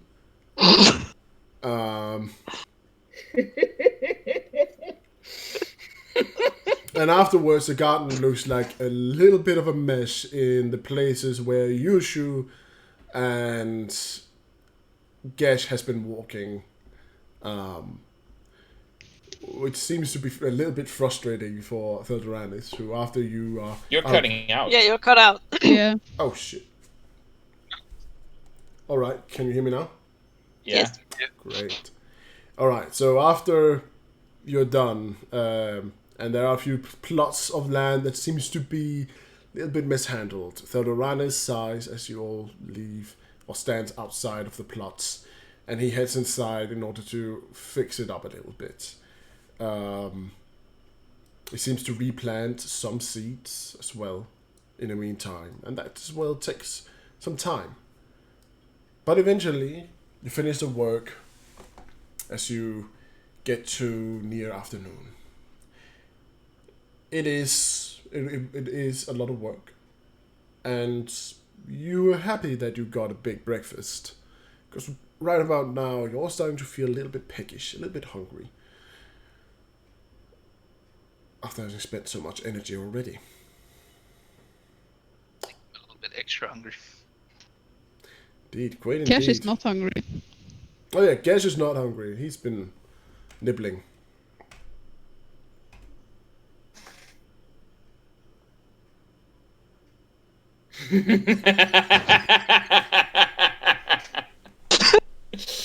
That was one of my best pranks as a kid. That is a great prank. That is a great prank. So, after you're done working, Theodoranis looks to all of you and says, "Right, we are all now dusty and dirty, aren't we?" Wade looks at the others and This says, "Some means more that than the rest." If you were trying to say that we have to shower again, You have to shower again. I'm Of gonna jump in the well. Could I jump in the well? No, you can't. Really? Like, wee. Wait, is that deep or is it like? It's a deep well. Oh, okay, then no. I'm not suicide. It looked like it was like a small one. It is. Small Juicer jumps in like, "I regret nothing." It's a I'd rather rather deep. die. It's a rather deep well. But yes, you hurry. He looks to you and says, "Very well. Now I will head to town, and I will get a little bit of sweets for us all, while you go take a bath and, well, enjoy yourselves until I'm home, alright? Okay, Daddy. Can I be out in the woods for a bit? Yes, you did promise to help Gesh with a new flute. Yes. Thanks. Gesh like runs over to Astrid to take your hand and like start going towards the woods. Yeah. Right. So, Let's just move over there. so as you move around the house, and some of you perhaps going to get a bath, we'll see about that. Mr. Kelkin, Otheldoranus, take this leave for the town. Meantime, let's start with Quaid and Yusu. What are you two doing? And I tell her, I bet I can climb up to the top of the tree faster than you can. I start running. Oh, God. So you run around. What tree does he point at? So you run around the fence and over to the Yeah. first and largest tree you can find. Exactly. All right. Wait, we have to start at the same time. Okay. 2, 1. Climb! All right. So both of you. Okay. Yusu, you have to roll me a strength. Quaid, you can roll me athletics.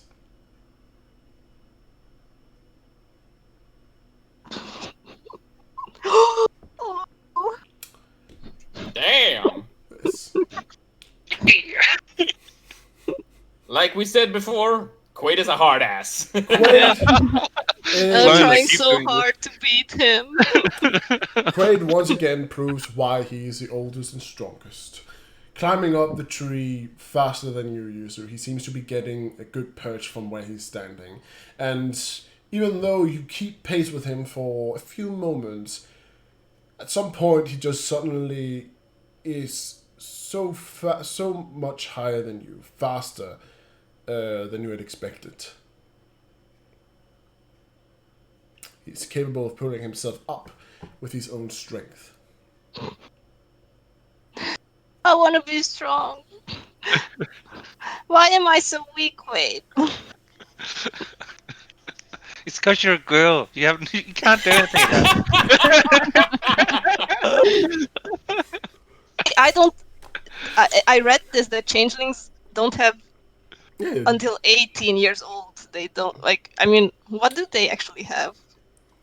nothing. Because I read that they get like a default gender at 18, but until then it's like I Yeah, have no clue about the They're like a changelings. Barbie doll until then. yeah. no, but you need to poop somewhere.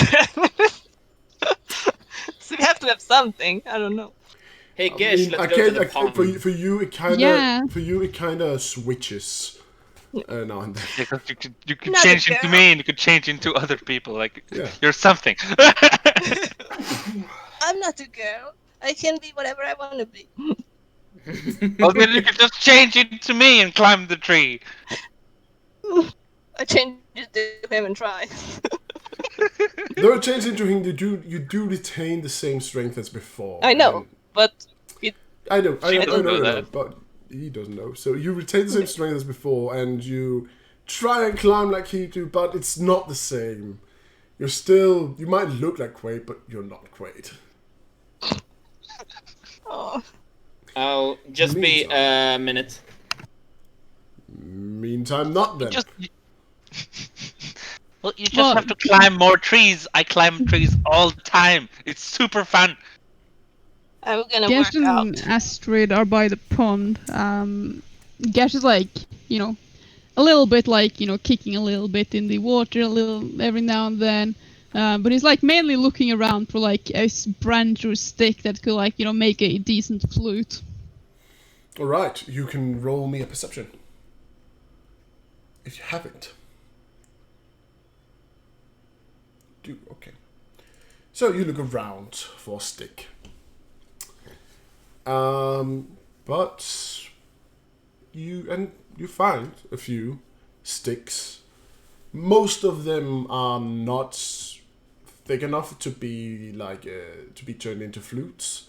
However, they seem to be really good for drumsticks. Yeah. Yeah, Gush, a little bit sad that he hasn't found a stick yet. It could be a flute because he really wants that new flute. You know, his old one. You know, it has female cooties on them after the gnome played on it. So he's like picking up these sticks that makes good drumsticks and like he's like look at Astrid and like yeah. So Gesh he found a few sticks that makes good drumsticks. So he like picks them up and like looks at Astrid with like a smirk and then it's like a 1, a 2, 1, 2, 3, 4. And he starts smacking the sticks together. Astrid doesn't really care. She's looking for a good stick to use as like a sword. Roll me perception or investigation. Investigation it is, I think. Which one is better for me? Perception is better. You look around. The only good sticks and such you can find are hanging from branches. Or, it's a branch or stick that's already set strong onto the trees. So you walk over to the pond. The water is running gently over it all, through and through. It's calming and delightful. I look for skipping stones. Alright, you can roll me a perception.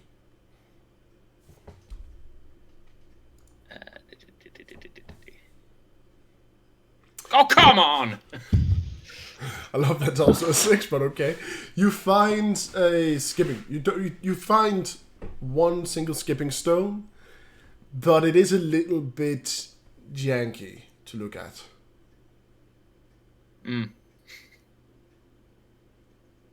A little what? Hmm? What do you mean? It's what? A little bit janky. It's not like it's not a good skipping stone. It's not entirely flat as you would want it. Okay. Yeah. Scratch that idea. I'm gonna like pick up a few stones and throw at targets like trees and stuff on the other side of the little creek there. All right. So you pick out a few stones and throw it at the woods, or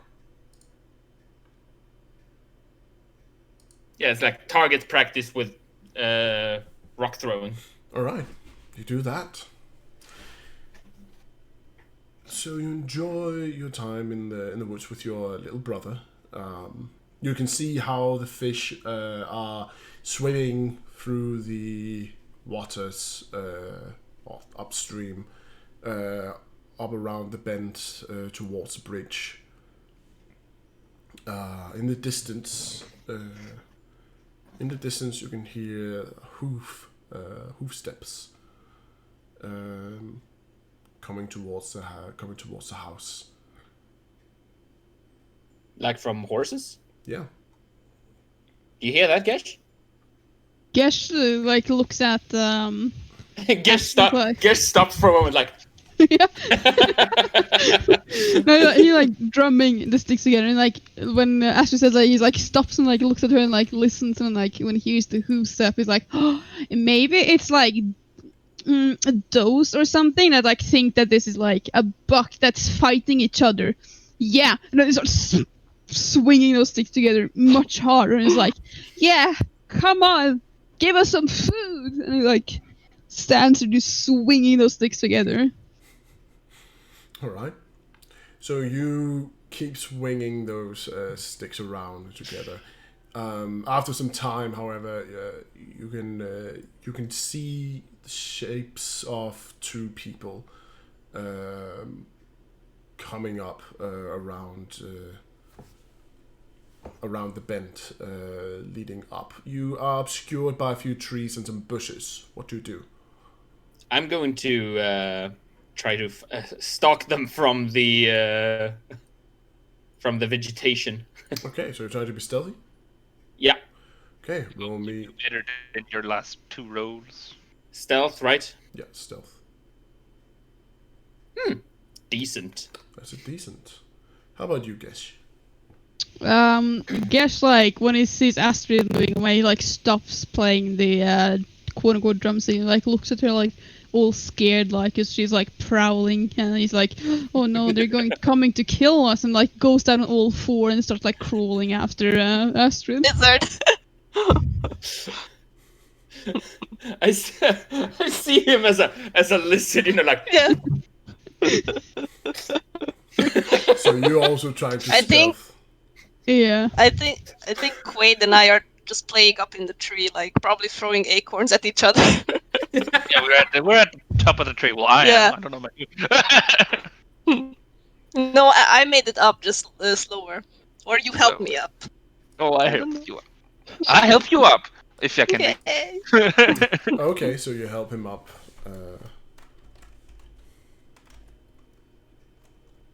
I need to roll dexterity, don't I, for the stealth? Yep. Because I don't have stealth, yeah. Exactly. Oh. How is everyone lizard. better than me? The lizard. So somehow, Gesh's shiny scales doesn't seem to reflect the light as much as it used to, as he easily hides within these woods and becomes even more stealthy than you, Astrid. Mm-hmm. Don't be salty. What? My rolls are garbage. How far can we see from the top of the tree when we are not quarreling? Aren't you always? I mean, let's be It's real. kind of your thing now. Yeah. You cannot. see Astrid? They can't. You can actually see Astrid, I'd say, but you cannot see what they're doing.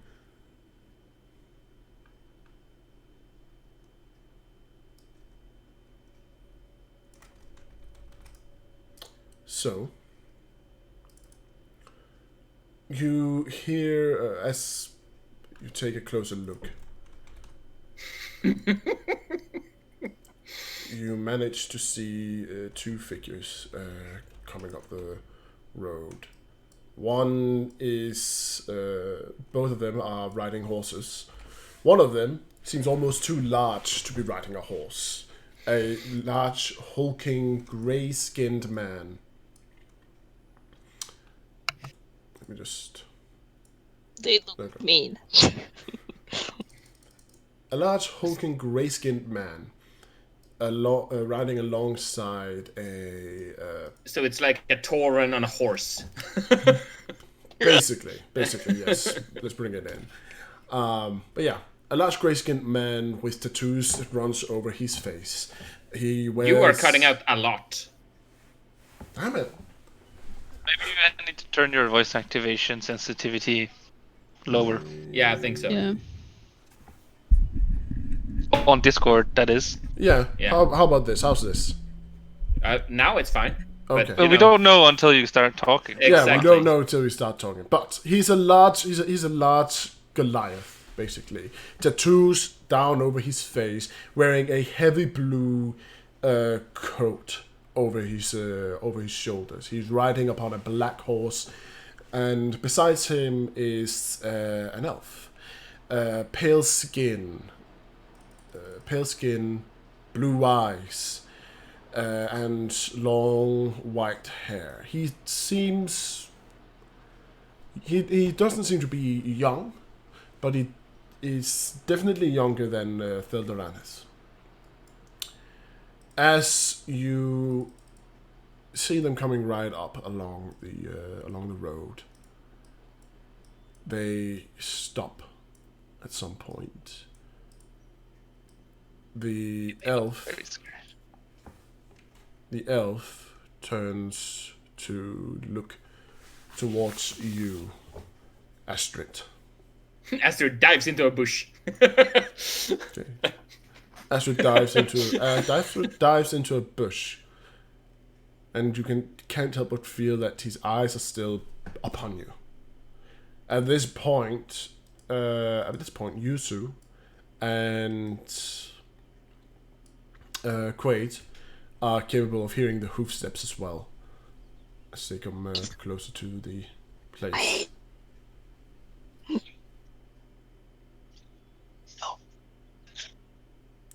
What do we do? I don't know. They have horses.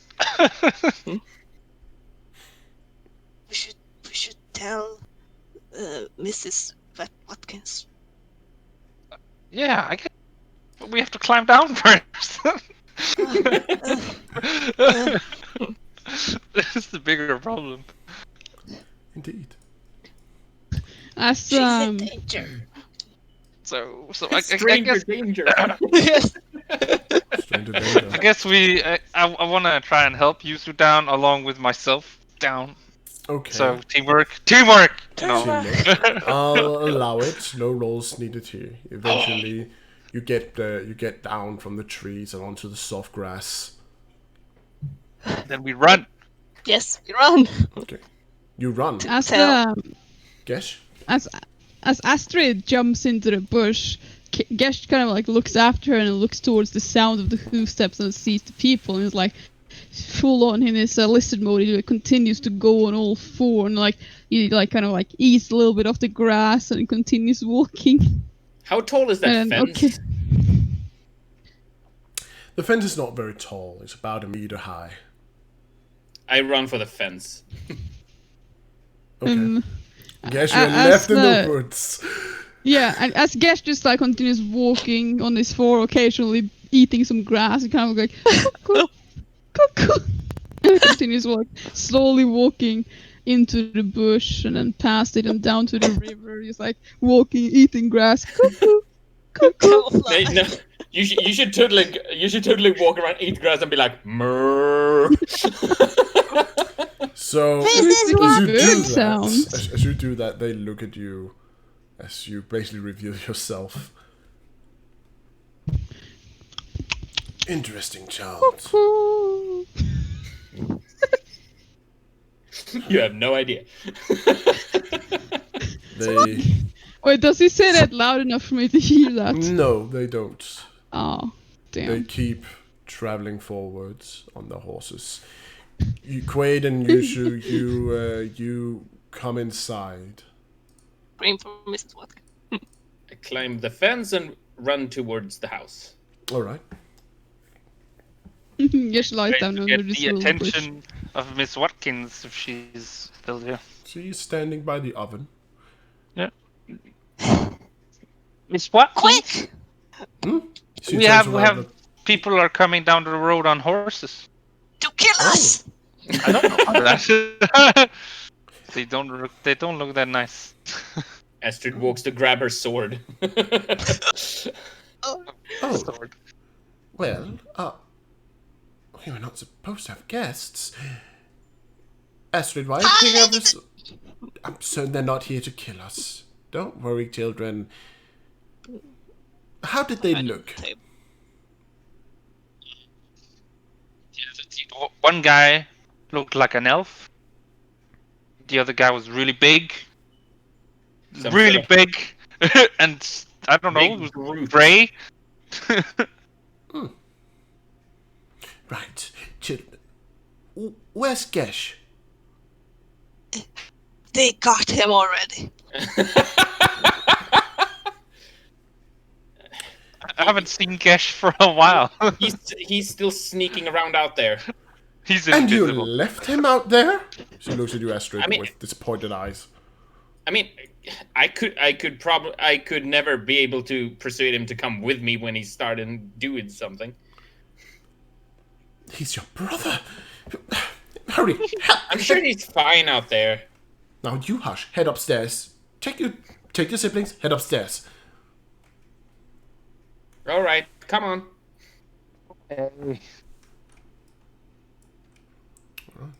Somehow teleported out. What the hell? Somehow you teleported outside. Come on, kids, let's go upstairs. Upstairs to the front lines. Go. From I'm using a mouse pad. Stop blaming me. Right, I'm blaming all of you. So let's big screen here now. So, guess they pass you. Happens as they keep walking. Eventually, you can see that they're nearing the house. As they near the house, they get off their horses. We have windows in our rooms, right? You do. Yeah. Big windows, like we three of us could like. I'm just going in with Astrid because that's what I was told to do. We're like, Yes, like Hey, move! I need to see as well. Alright. Astrid, get your boobs out of the way.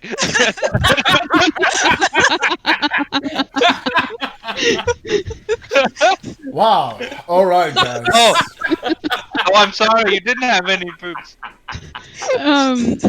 Like as the people continued from like over here, Gesh like kind of like walks out of the bush, like still on all fours, just like trailing behind them from the bush, like occasionally eating grass every now and then, like cuckoo, cuckoo.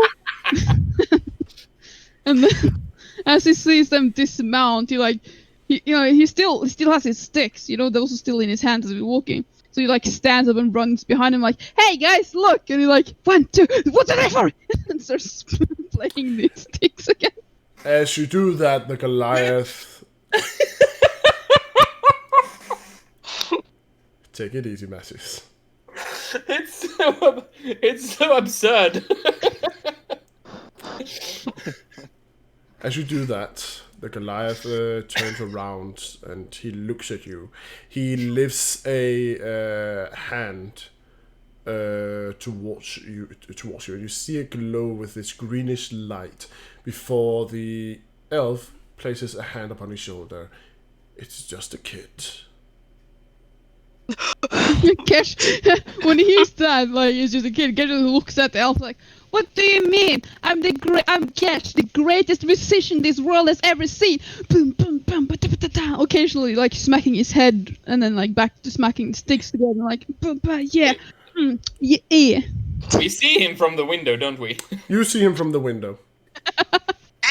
Astrid's like, do you have more weapons? We need swords. You get more retarded since yesterday. yeah. Maybe. His situation is deteriorating. He hasn't gotten to play his flute in a while, so like his intelligence is dropping because he's not keeping up his brain work by playing the flute. He's having withdrawal symptoms. So he must have. However, the Goliath lowers his hand with a scoff. Very well. He turns around back to the house. Together with the elf, they take the reins of the horses and they approach the building. The elf takes lead as Mrs. Watkins steps out. Gentlemen, how may I help you? She asks. They look at her. Gesh, you're the only one that's really close enough to hear what they're talking about. As the elf looks at them. Forgive the intrusion, Miss Watkins.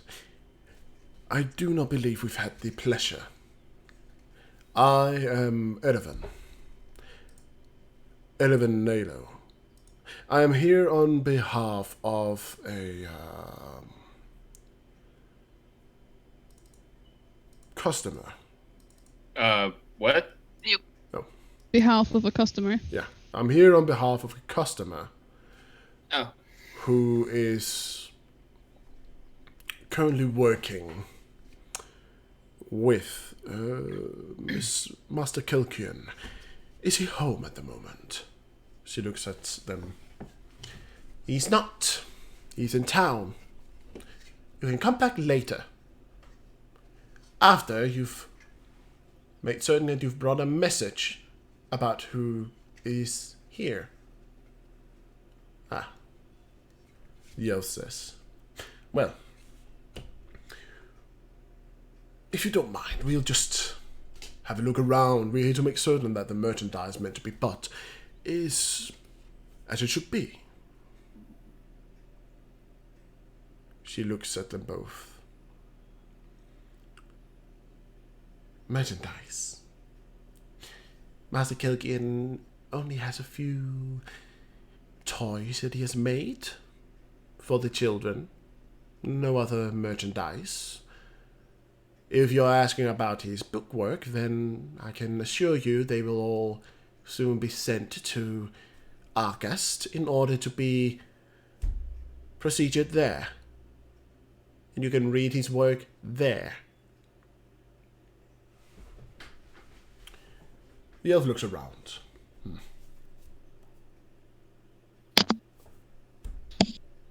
I see.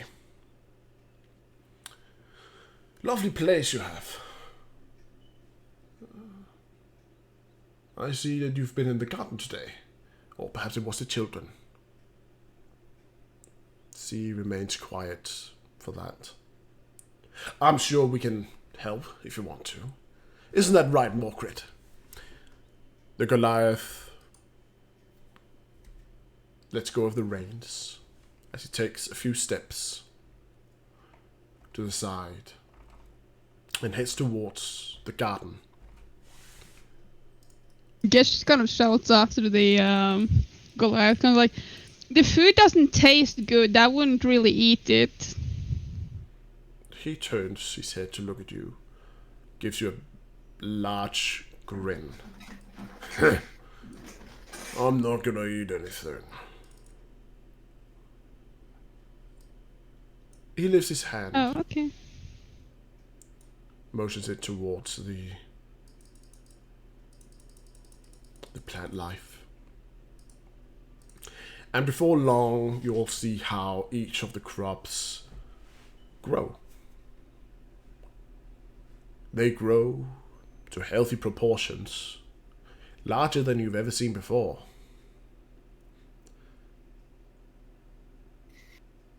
And even the seeds that have been planted slowly grows as well, not to normal size, of course. After he finishes, he turns around and looks at Erevan. Ah, see? There we go. We're all here to help and have fun, aren't we? Now, is there a chance that we can wait for Mr. Kilkian here? Miss Watkins looks at him. It is clear for you all that you can see through the windows that she is shaking ever so slightly.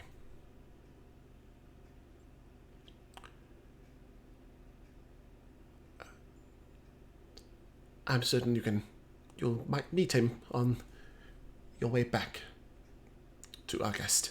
He's in town. He's simply out chatting. At that, Elrond Nilo stands still for a moment, observes. His eyes leads up to the windows, looking in to all of you standing there. Make a face. I'm like, "Ugh."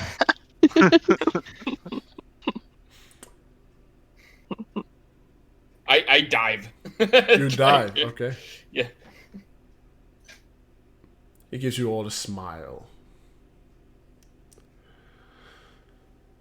I just wave. He waves back slowly. Oh, It seems like Mr. Kilkian has gotten quite the odd bunch of children. And he looks over his shoulder at the brass dragonborn. Odd indeed. No, it's only him that's odd. He continues, and they exchange a few extra words before he nods, and he motions to the Goliath, who turns around once again and motions his hand towards the garden. At which point you can see how overgrowth seems to take hold. Vines and thorns sprout from some of the roots, seemingly starting to choke the life out of it. But it lets up after a little while. Some of the crop life is ruined, but he then returns to Erevan. And slowly, but surely, they get on their horses and take their leave. As they pass you, Gesh, one of them, the Goliath, looks at you for a moment. Before out from his hand, he produces a twig. Thick enough to be used as a flute. And he tosses it on the ground in front of you. Fetch. Gesh more or less falls to the ground along with the stake, like trying to catch it before it hits the ground. It's like, oh, thank you, I can make a new flute now. And he like looks at the guy like, how did you know? You can hear him chuckle a bit as they travel further down the road, and eventually vanishes from the peripheral view. The rest of you upstairs, what are you doing? What? Like throwing threats from the window. Yeah, you better not come back. We will kick your ass if you do. It probably didn't heard anything of that, but I'm like cursing at them. I go downstairs since they're leaving. All right. Do you think Mrs. Watkins scared them away, Quaid? I think they ruined all my work for today. It's fucking bullshit. Quaid and For such a young kid, you have a very foul mouth. As long as you get paid, it doesn't matter. You learn weird words when you're in the town. Don't say. Quaid and you. I like to hang out at the pubs. You're too young. You're too young to that. Oh, just outside the pubs. Urchins. I'm not drinking. So you two head downstairs as well. Okay. Oops. Is everything okay, Mrs. Watkins? Let me just. Where did you? Quaid, where did you go? Wait, I'm at the stairs. I can't see you at the stairs though. Okay, I'll just move here then. Oh, there you are. You vanished from me for a moment. Real scared. I'm the invisible Quaid. Certainly you are. Certainly you are. You're gonna be our Drax. No, that's gonna be Gesh. No, So- he's not. He's no Drax. After they leave, Mrs. Watkins sits down in the doorway. Her entire body is shaking. Her breath is quivering. And her hands are clasped together, almost in prayer. I'm fine, dear. I'm quite fine. just two gentlemen looking for your father.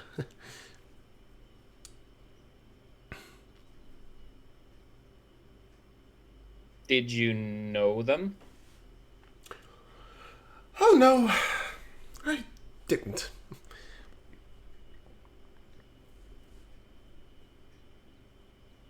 Gesh comes running towards the door, 2 drumsticks in one hand, the other flute stick in the other. Look what they gave me! And like pretty much like vaults over the poor little gnome and runs inside. Astrid, come, let's go make the flute!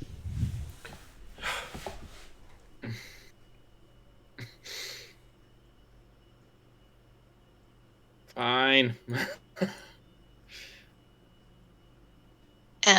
Looking through books, and I want to. Yuzu is like trying to find some book where he can find the picture of some creature that's similar, like the Goliath type. I assume he doesn't know what.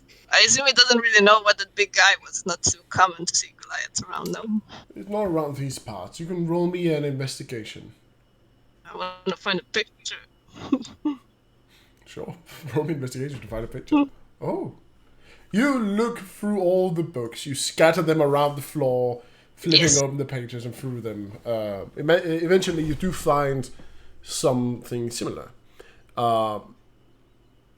You have been with Mr. Kilgian or Theldoranus for a while, and he has taught you all how to read. Some of you are better than others, but you're all capable of it at least. And you read that what you saw was likely a Goliath. Pick up the book. I found him! Show it to Quaid. Wow. This is what we're looking for. What's in the book? Goliath. Along with Yuzu.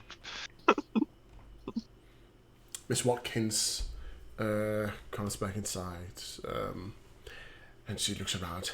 Who would like some tea? Me! Picture too. Look, Mrs. Watkins, it's a Goliath. I found it. Oh, yes. One of them was a Goliath indeed. The other one was a high elf. Just like your father.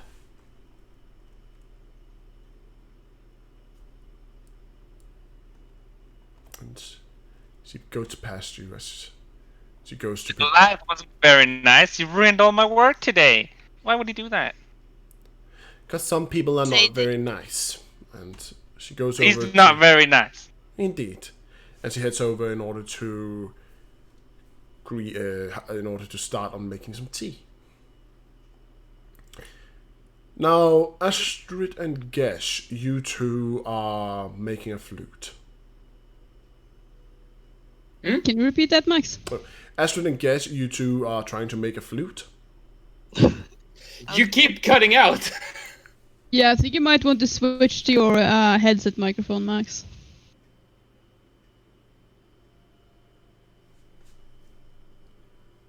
Just a moment. Oops. That was really dumb of me.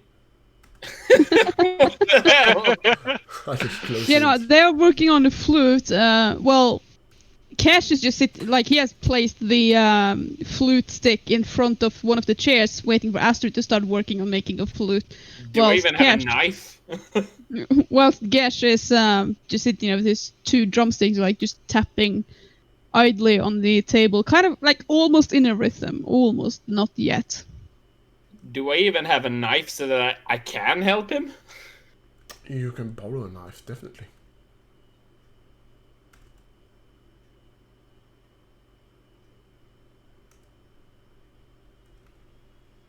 So... He's back. The man is back. Can you hear me again? Yeah. Alright. I accidentally closed the window to the game, so I just need to reopen it real quick so that people can follow us again. Oh. There we go. Okay, fit to screen. Sorry, guys. But yes. It's okay.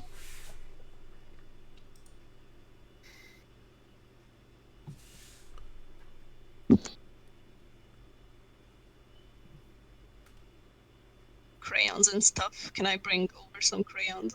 Yes, you're capable of bringing over crayons, definitely. I'm gonna do a paint over the Goliath like a mean face. Oh, now it's vandalism in books as well. Well, this how he looks, Quaid, because he ruined your stuff. As you Better do now than that, the day before. as you do that, Goliaths are big poop faces. as you start to attempt to vandalize the book, Mrs. Watkins quickly turns around, pointing at what's it called? A wad of Finger. herbs. No, a wad of herbs towards you, Yuzu, and says, "Do not draw in Kelkin's books." It's not accurate. I'm helping him fix it. Not every Goliath looks the same. Oh. Fine. Put down the crayon. Put it down. You've already begun. You've already begun to draw a few lines in it. So yeah. So Mrs. Watkins starts or finishes making tea. She borrows Astrid a knife in order to help carve out the new flute. Let's see, what kind of roll would that be? The new Flute. flute. Flute, yes. Yeah. I'd say give me a survival. Okay. 12. How come you have all of these different things? Astrid is older. Fair enough. I also have survival.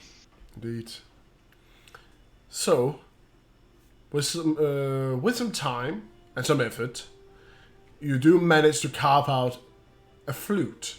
It isn't pretty, but it functions. It only has 4 holes instead of 6.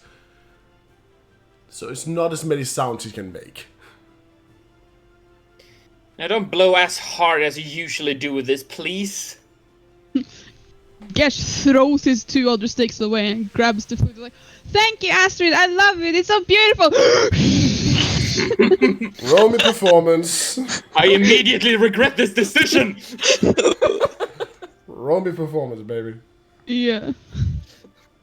Wish I could take it and break it. It's even worse than before. Astrid's like, oh god, what have I done? So you manage to make a flute. And as you finish, Miss Watkins also finishes in making tea. At this point, you hear footsteps just outside the door. And you hear the door open as you hear familiar steps enter the building. Father of Eldoranis returns back home. I'll run and hug him. Aww. You hug around his leg, and he leans down and hugs you back. He sort of lifts you up in his arms.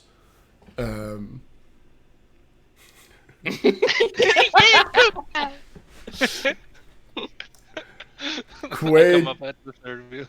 Okay, Quaid comes up as well, and he chuckles. I heartily. picture Gesh be like, let me play you a welcome home tune.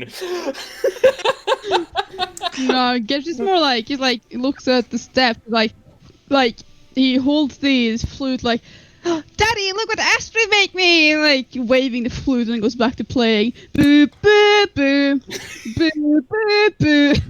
Well, ain't that something?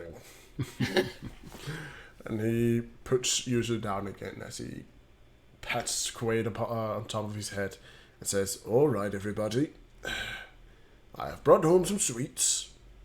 And he goes to place a small box upon the table. As he opens the box, you see baked goods.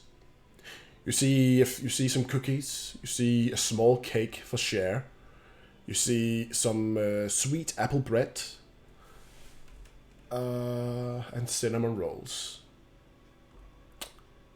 Now, I see there's tea ready, so it would seem like I got home just in time. No, actually, you're late. You had visitors. I had visitors, Oh, he God. says. Yes, and I show him in the book. This man and a high elf. He looks at the Goliath image and... He looks to Mrs. Watkins. Can you explain me their appearances? And indeed she does. He sits still for a moment, seemingly thinking, lost in thought. And then he takes a deep breath.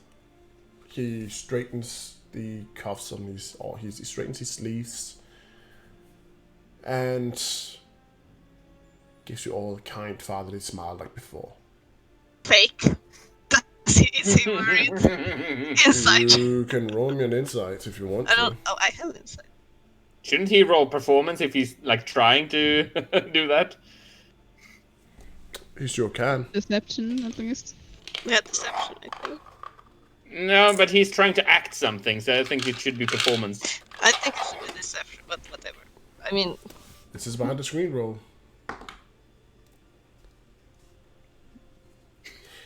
Looks like Your expression said everything. looks like he ain't worried. it's not worth. No, Okay. doesn't look like it. So he starts to share out of the baked goods and sweets to each and every one of you. Some of you had bets, so some of you had get more than others. Where my half a mind Quaid. I'm not gonna grow strong and big like you if I can't eat, but here.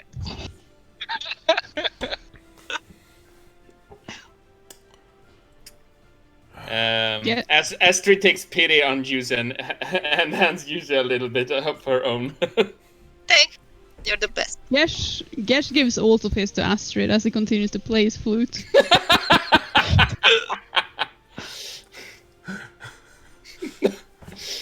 Okay, you do that. I'm just gonna eat everything that comes to me. I guess she's a goddamn addict. Gesh is a music addict. That's not the It worst. really is. That's not the I'm gonna- worst kind of addict you can be. That's one of the best kinds. I'm gonna You- burp loudly at the table. Arr. Miss Watkins looks at you. Now that ain't good manners, Yuzu. Oh. What do we say? I burp again. Well done! These children.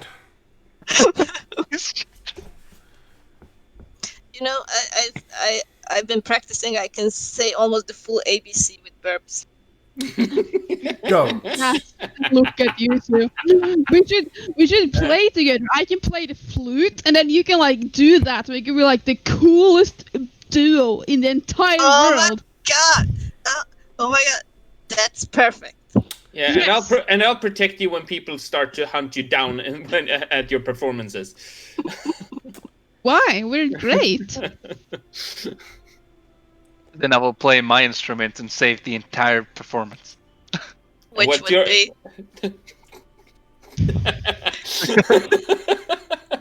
It was actually this one, but okay. Yeah. Children will be children, I suppose.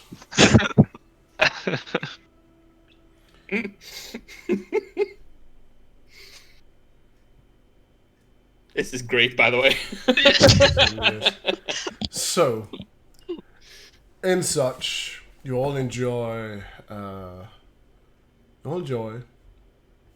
Sweets. A lot of sweets. A lot of sweets, a lot of goods. Some of it is being saved for later, for another day. And Some under my 2 sneaks. I'm in my pocket. you try to put some in your pockets. Yeah. Roll me a sleight of No hand. things. Yeah. No. I leave most of mine considering I got everything Gesh got. So I leave it as leftovers for another day. All right. I just eat a little bit. All right. I Theodorus ate looks at everything you. I had. Yeah. Everything. And the tea. All the tea. All right. Jesus, Theodorus looks at you, Yuzu. If you want to save it, you can save it for later. No need to pocket it. Push it What back. are you talking about? Push it back into the middle of the table. He nods at you with a smile. But it's more fun when it's, you know. My pocket. Right.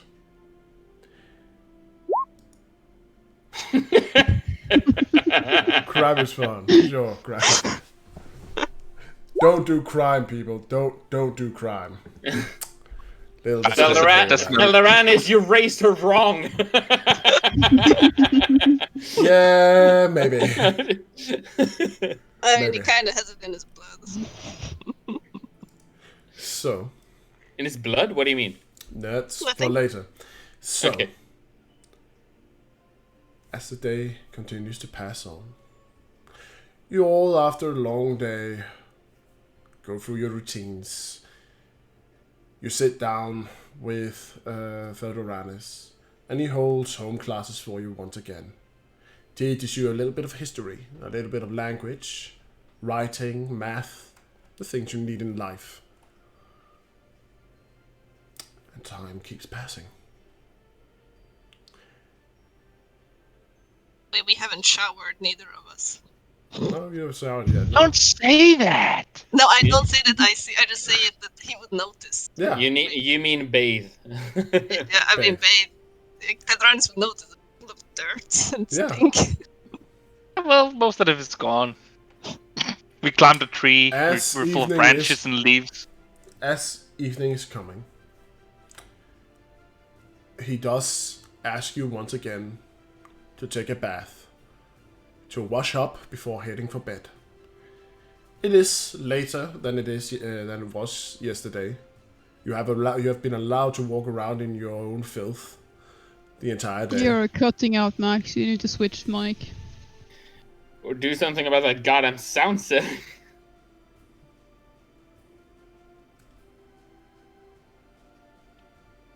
Uh, The mic or what causes this, actually.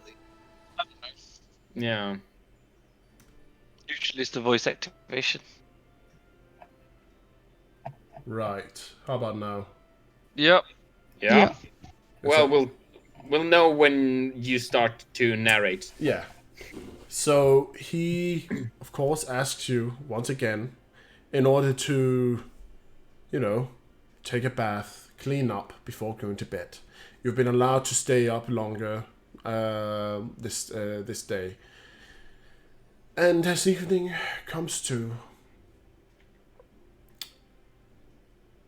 you're all sent to your rooms. All sent to bed. As you're sent to bed, instead of going downstairs again, Theldaranis seems to be walking upstairs to his own room.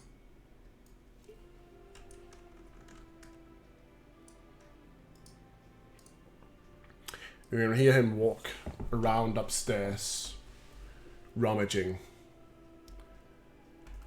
It isn't really quiet.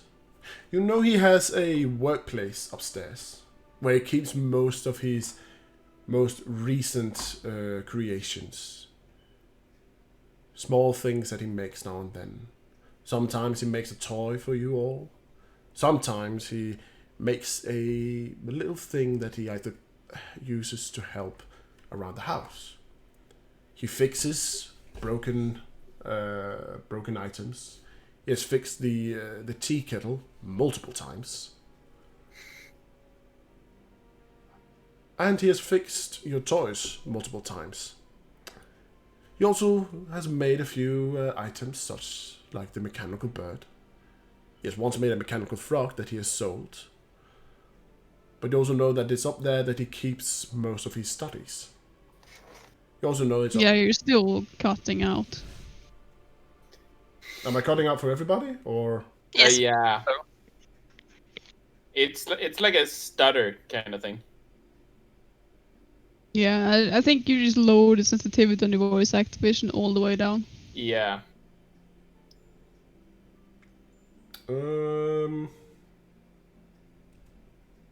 There. How's that? Well, we won't know until. No, you won't know. You won't know. Sorry.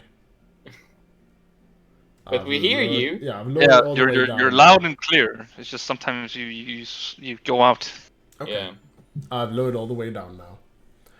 Good. He makes a lot of things in his pastime.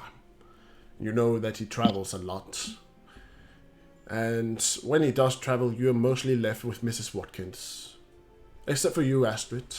You sometimes travel with him to the big city of Argest. But never further than that. But it's enough for me for now, but I long for the greater world. I'm probably bugging him every time he leaves to take me with him. And he always brings back new books. Always brings back new stories. Always talks about interesting people. But whenever you ask if he's going to meet a friend or anything, he says, no. He simply meets business partners. Only once have you heard of him meeting a friend. That friend is someone you haven't heard about in a long time now.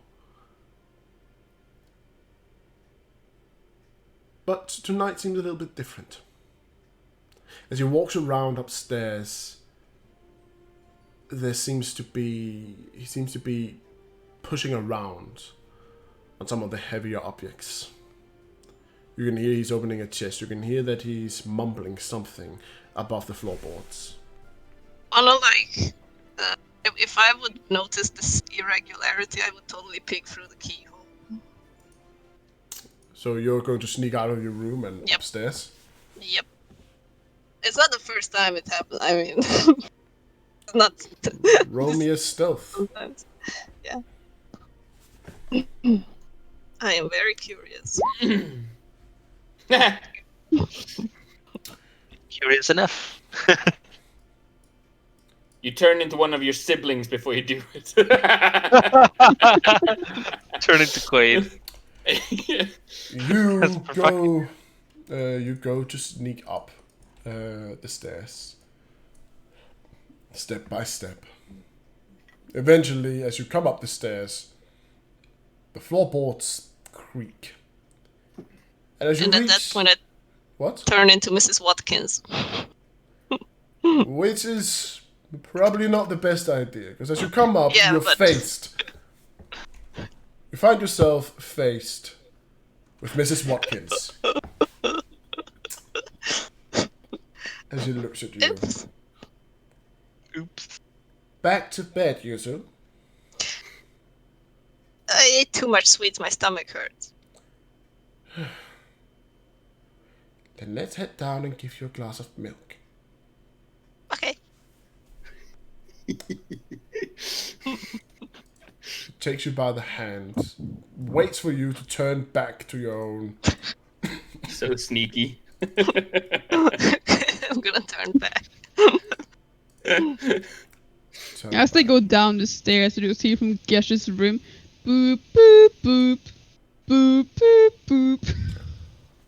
which as you come, which as she does come to your to your floor, she does walk over to your door, knocks on it. Enough with the music. Go to bed, Gash. God damn I it. am in bed. Boop, boop, boop. Technically, I am in bed. Go to sleep, Gash. I regret making him that flute. I am sleeping. I'm playing in my sleep because I'm a great musician. Stop playing the flute, or I'm gonna take it from you. Okay. Then there's sounds. Okay. You should come down with Mrs. Watkins, and she prepares you a glass of hot milk, or warm milk, which she places in front of you. Drink up, and then on the toilet, and then back to bed. I'm not gonna pee my bed. I haven't done that since 2 months ago. Indeed. So, drink, toilet, bed. Okay. I drink and then go up.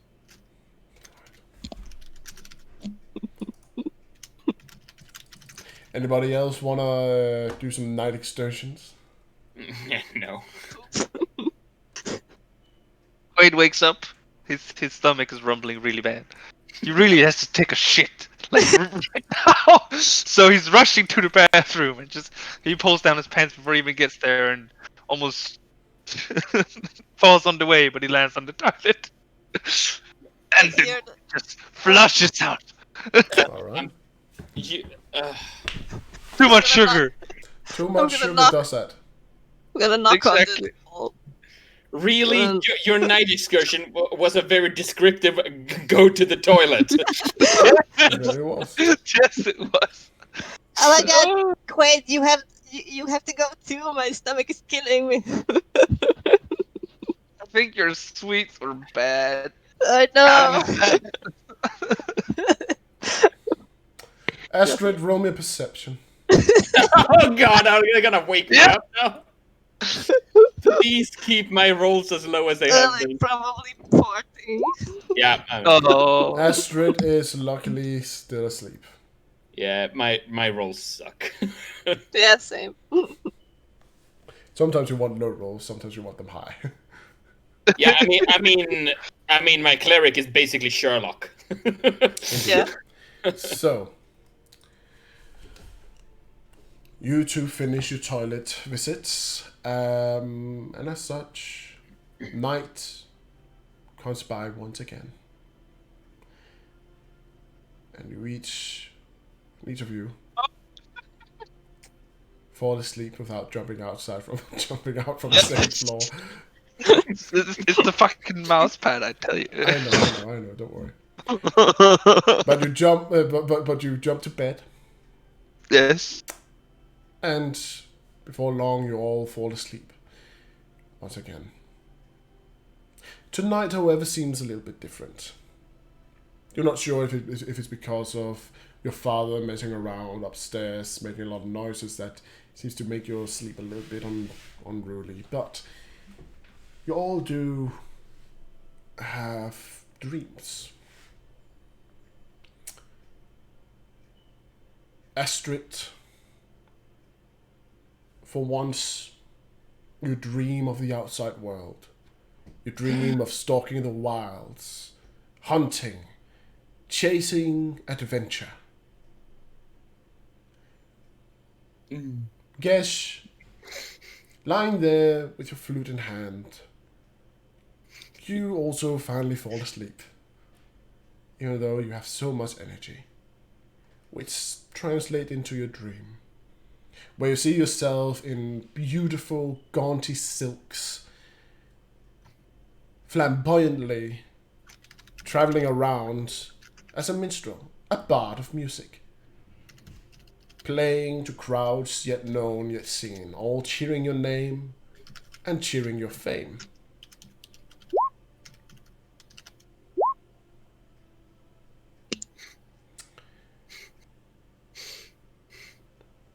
Yusu,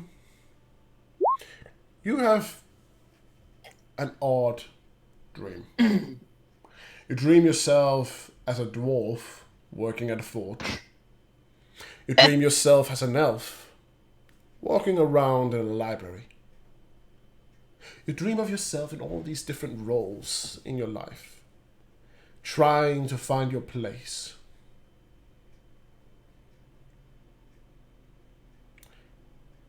And Quaid, much akin to your strong nature and your natural instinct for doing stuff that is not entirely safe, you dream of traveling the world or joining the guard. You even dream about joining a ring of fighters, living up to your name, and bringing honor to your father. These dreams seems to shape you in the night. It's nice. At some points they seem a little scary, but ultimately they all are good dreams. And as dawn finally comes and pierces through the window, each of you wake up, fresh and ready for a new day. What do you do? Don't. I head downstairs. I start jumping in my bed, playing the flute. Boo, boo, boo. Yeah, I'm definitely heading downstairs. Roll me a performance. Okay, let's see. It's gonna be a low roll. Oh, Oh! For some reason, it actually sounds better today, Astrid. Boo, boo, boo, boo. I knock on his door. Yeah, what is it? I'm practicing. Yeah, it sounds much better today. I just wanted to say that. Thank you. Thank you. I can hear the crowds across the world shouting my Yeah, I'm name. gone! I'm Yes! gone! Yes! Gesh! And like as he is reliving his dreams, like Gesh! Gesh! Gesh! Gesh! Boo boo boo! Boo boo boo! Oh my god, he's such an obnoxious artist. Indeed, I that's get changed first before I go downstairs, so I don't have to do that. all right. Yushu, what about you? Are you getting changed? No, I'm in pajamas. All right. So you all come down way before Gesh does. Yes. At the table, you can see that standing there preparing the breakfast is your father, or stepfather, of course. He seems to be preparing the today's breakfast. Much of it seems to be root vegetables from the garden. Do you need any help? Oh, no, my child, I'm perfectly fine. He tries to peel one of the carrots, and you see how half of it sort of breaks off. Like, Here, I'll help. thank you. I look troubled this morning. Oh, you look troubled this morning. Right. So as Astrid takes over for the breakfast, Kilgan manages to put what he has already made onto the table. Which most of it seems to be a whole loaf of bread, uncut, some apples, and a can of milk. And he looks to you, Yusuf, and says, "Are you all right, my child?" I don't know. Something you want to talk about? Well,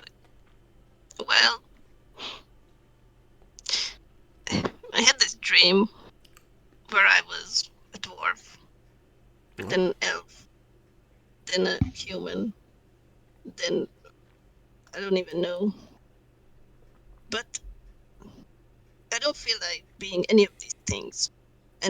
But people are scared of me if they see me like I am. I'm not scared of you, two. Oh, Me neither.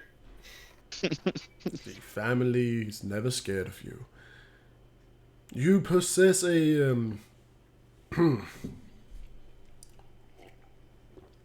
you possess a unique gift, Yusu. You are capable of being nearly everything you want to be. Of course, within the limits of reason. For example, you should never steal another person's identity. That's bad. That's bad to do. But other than that, you can be whatever you like. If you wish to be a dwarf, then be a dwarf. If you want to be an elf, be an elf. You could even be a tabaxi if you wanted to. seen one of those. You've never seen a tabaxi. A what? A tabaxi. They're like... Oh. Well, you should never tell them what they are like. They know it, but they do not like to be perceived as such. They're like cats walking on two legs. Large cats walking. So excited. I'm like sit up at the table. I could have been a cat all this time. What? Certainly, yes. I've never seen one. I have to see one. I want to be one. Well, I'll see if I can find a book with a picture. When next Astrid and I go to Arcast.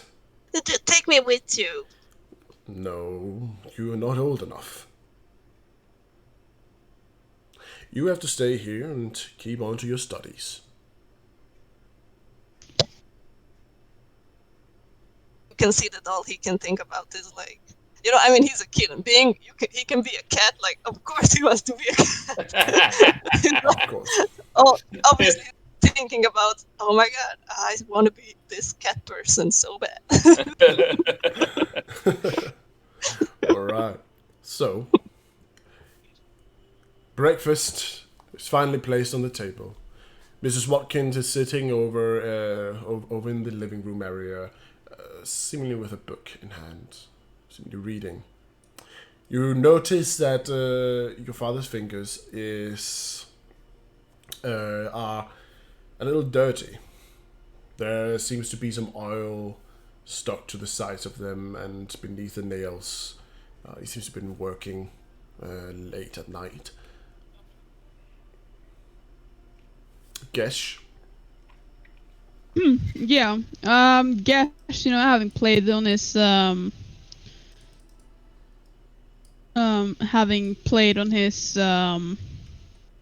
flute for a little bit, he stops jumping in the bed and steps off, and then he goes to his dresser and opens all of the drawers, throws out all of the clothes in it, finding the best, finest looking clothes he has to look like he did in his dream.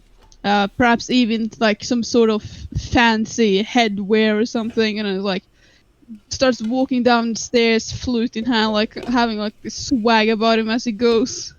And he comes down the stairs and looks upon everyone and is like, "Yo, what's up?" And then does a 2-fingered salute and "It's me, Gesh." And then he goes and sits down and "This food better be worthy of me."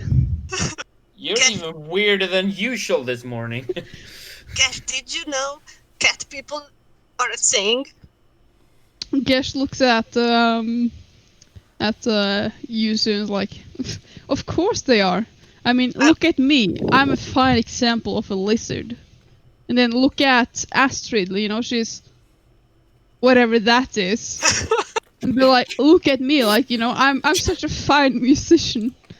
Like, you know, last night I dreamt about me standing on a stage, like, you know, bunch of people chanting my name. And like I was playing a flute with my nose whilst I was playing the harp with my hands. And everyone's like so obsessed with me because like I'm such a great musician. Yeah. Wow. And he places his flute like on the table and is like nodding to himself like, yeah, that's what he's going to be. He's going to be the world's greatest musician. And then he starts eating. Well, I'm gonna be a cat.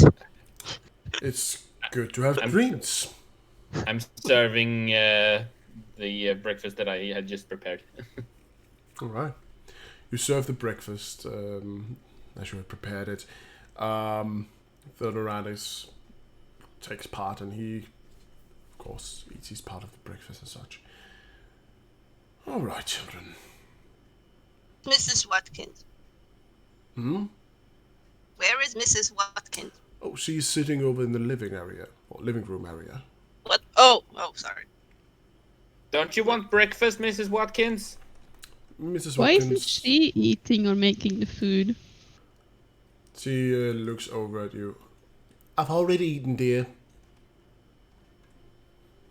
Okay. There you go. Mrs. But why aren't you making our food? You always make our food, Mrs. Watkins. Well, I needed a rest today. Okay, that's fine. If you have a cat person friend, invite them over, please. Very important. I don't, but curious. So, you eat up your breakfast and you finish it up. Panoramius looks to all of you. So, children, what would you like to do today for today's lesson? Ooh, No fencing. studies. I want to learn how to climb a tree. Fencing, You- climbing a tree. You know that. Well, No study. technically, Quaid helped me. Oh. I failed. How about you, Quaid? What would you like to do for studies today? I would like to learn how to leap over a river. Yeah. That's what I want to do. Actually, I want to do that too. I want to do what Quaid wants to do. None of this is really studious material. God damn What it. do you mean? Note studies are important. It's important to know how notes work, or else you can't play music properly. It's also important to be able to defend yourself. Yeah, It's also important to get over a river quick. yeah, Is it though? yeah. It is though. How about we take some... I have an idea. How about we take some study on natural healing herbs? What? Ooh, yes. Natural healing Tea? herbs. Like tea? Not quite like tea, but herbs that can help heal wounds or lessen pains, migraines. Can we eat it? No, we are gonna be reading.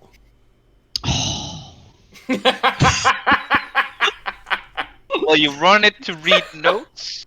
This is sort of close. Well, notes are important, you know. You like instead of playing boo boo boo, I can play like boo boo boo boo boo boo. You know, notes are important. In your case, it is actually. Well, learning how nature can help us is also important. Nature is stupid. Now, if you got sick, say for example, if you got a cold or migraine, all the Then Miss medicine Migraine. Watkins will tend to me. What She will migraine? treat me. she uses the herbs and medicine that comes from nature to help you. But why do we need to learn that if she can do it for us? Like, isn't she supposed to take care of us? She cannot take care of you forever. Why not? Well, because one day you're going to be all grown up and traveling the world. She will die, just say it. Miss Watkins still No, have she many won't. years. Miss Watkins still have many years on her. No need to worry about that. Oh, okay. But aren't you guys supposed to come with me when I go on my tours and play music? Wait, we are not gonna be together forever? What? Well, if you choose to travel together forever, why not? You can be together for as long as you want to.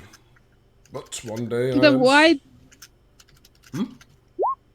Then why, if we can travel together forever, then why aren't Miss Watkins and you coming with us so that, like, on my tours, so that you can tend to me if I'm injured?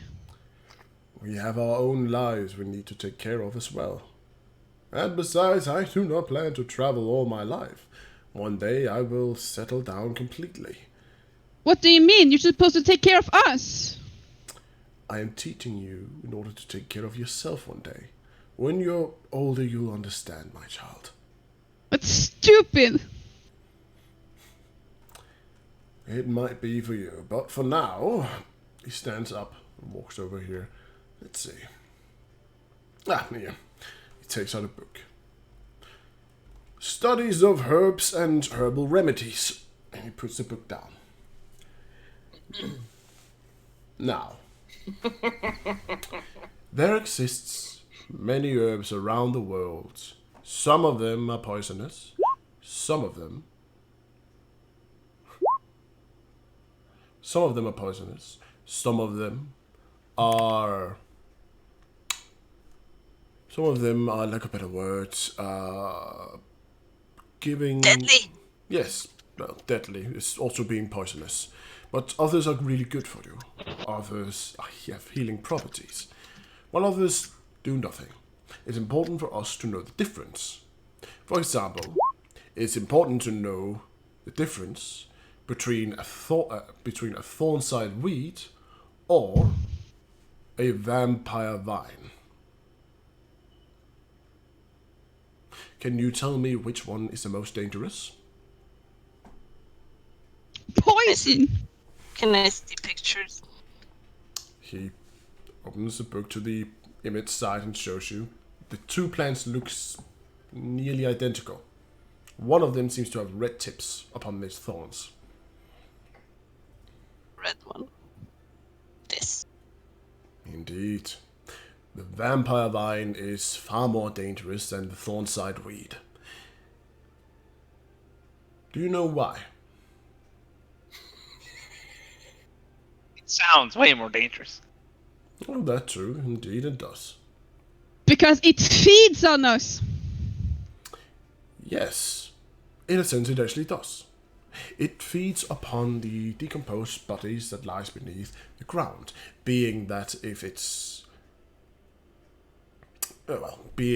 animal or humanoid, or other crustaceans or mammals.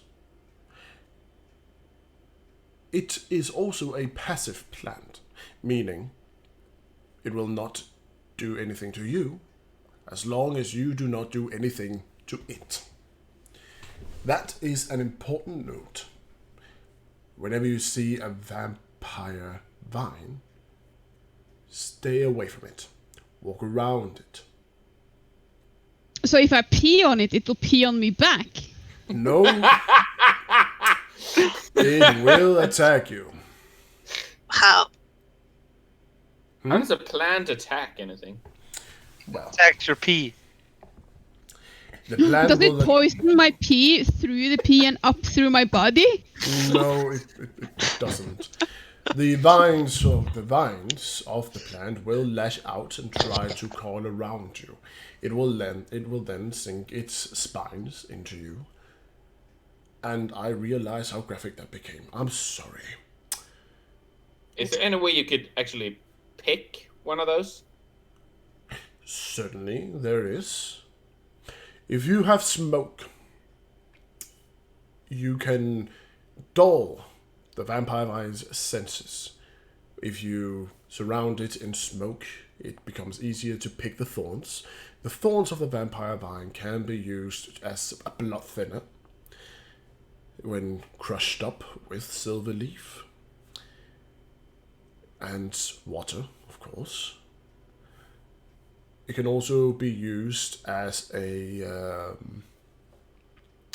It can also be used in poisons, rat poisons, for example. Sometimes, when it's for stronger rat poisons, it uses vampire vine. Well, the thought of vampire vine. The vines themselves, in fact, are useless. They're edible. They are quite bitter, though. Just like Astrid.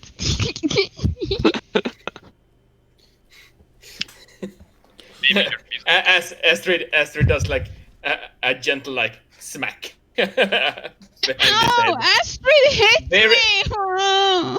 I did not. I touched you. Well, she's not as Very used to her hard. music is. So, the start of the day continues, and you keep learning a little bit about herbs and plants around the world of Irus. He tells you tales of different plants that he has encountered. Some of the more carnivorous ones, especially. He is not so good at keeping back the more gory details, but he does catch himself in it from time to time and dials it back. Astrid is super fascinated when he does.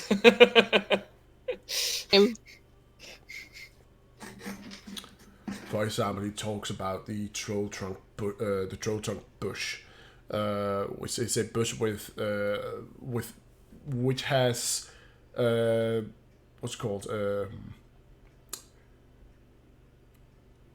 thick like branches in it.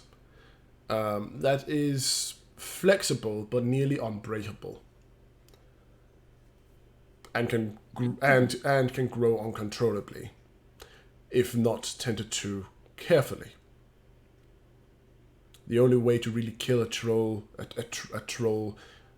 troll touch bush is using fire, which he then connects with you is, if you ever meet a troll, use fire.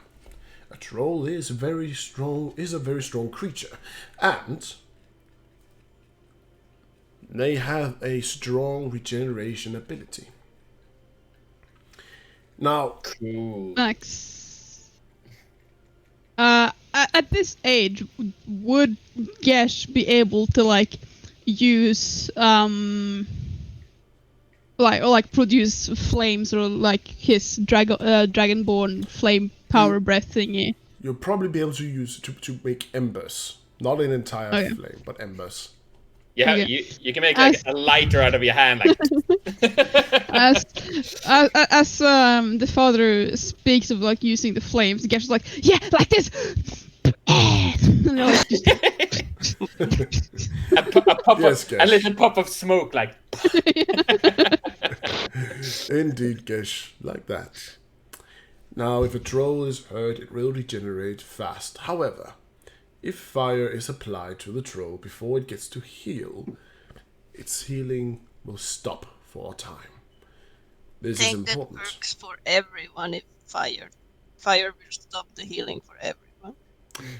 Yes, indeed, it will. Yes. And unless it's a fire elemental, then you will be healing the fire elemental by using fire. What if you used heat instead of fire? If you use what? Heat. Well, that's the same. So trolls like the cold, then. Trolls enjoy swamps.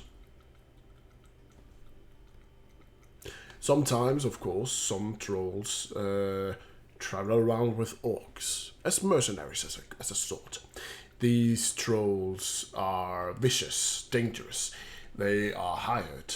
They do not care much about those that hire them, but they do care about the carnage they can bring. So, when you meet a troll, well, run. Why? Well, I can just breathe on it and we it won't could. heal. Why don't we ever learn to fight? I'm going to take on a troll one day. Perhaps not the best idea. But I will be right by her side, and I can just be like, "Prah!" And it won't be able to heal, and then Astrid can just like, "Prah, prah, prah, prah," and it Or will you- be dead. Or you can play your flute and it will just run away. No, it will actually sit down and listen, and then it will be like, Gesh! Gesh! Gesh! Yeah, in your dreams, as that actually was. Because I would run away.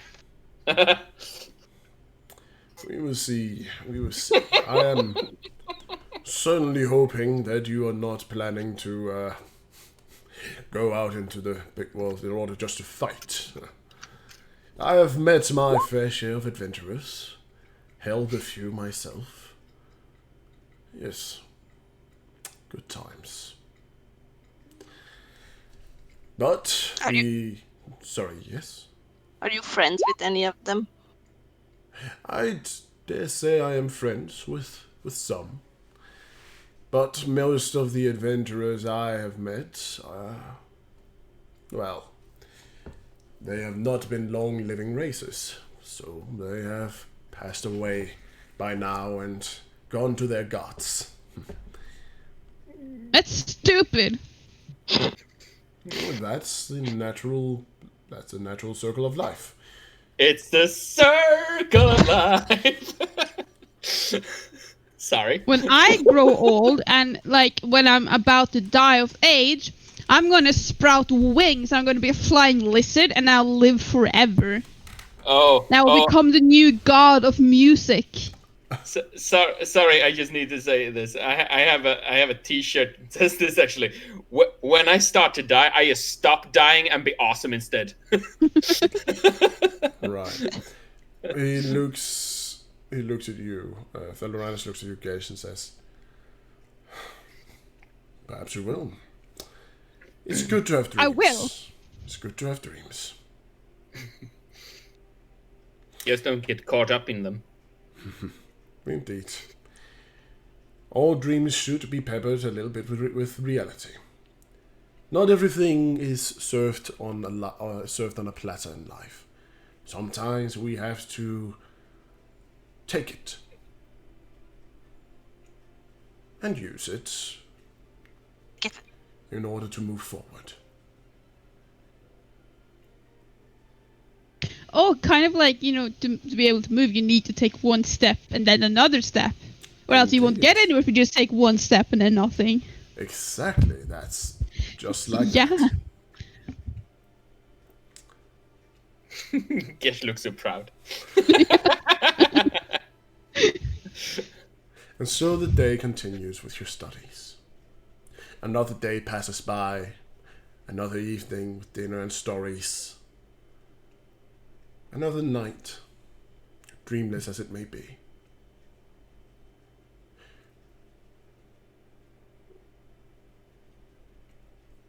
Let all of you, actually.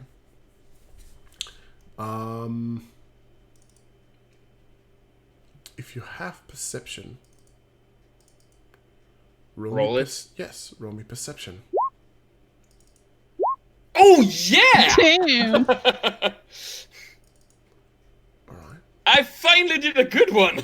Everyone is like super alert. We were talking about scary stuff. Of course, we're alert. This I have night, perception, so I can roll. yeah, you can roll. This night, you all hear footsteps, or you all hear your father's footsteps coming down the stairs, walking downstairs, and walking outside. You hear him close the door behind him. And as some of you go to your windows to see what's going on, the only one who can really see what is happening is Astrid. And Astrid, you can see that Thunderand is heading towards the shed. Like, I want to follow him because I'm I'm just like that. Sneakily. I want to stealth. Roll me a stealth.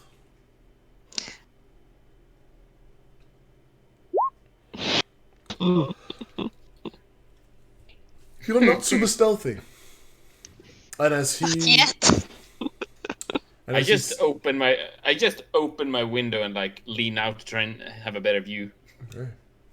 You lean out to have a better view, and you see, you lean out to have a better view, and then you can hear floorboards creaking from outside your door.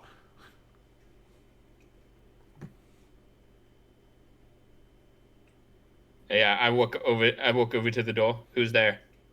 You walk over and you open the door. You see Yusu trying to sneak out. Yuzu. Diarrhea. Second Yeah, night in a row. Yes, but there are privies on this floor. It's already full. Quaid ruined it. He had it first.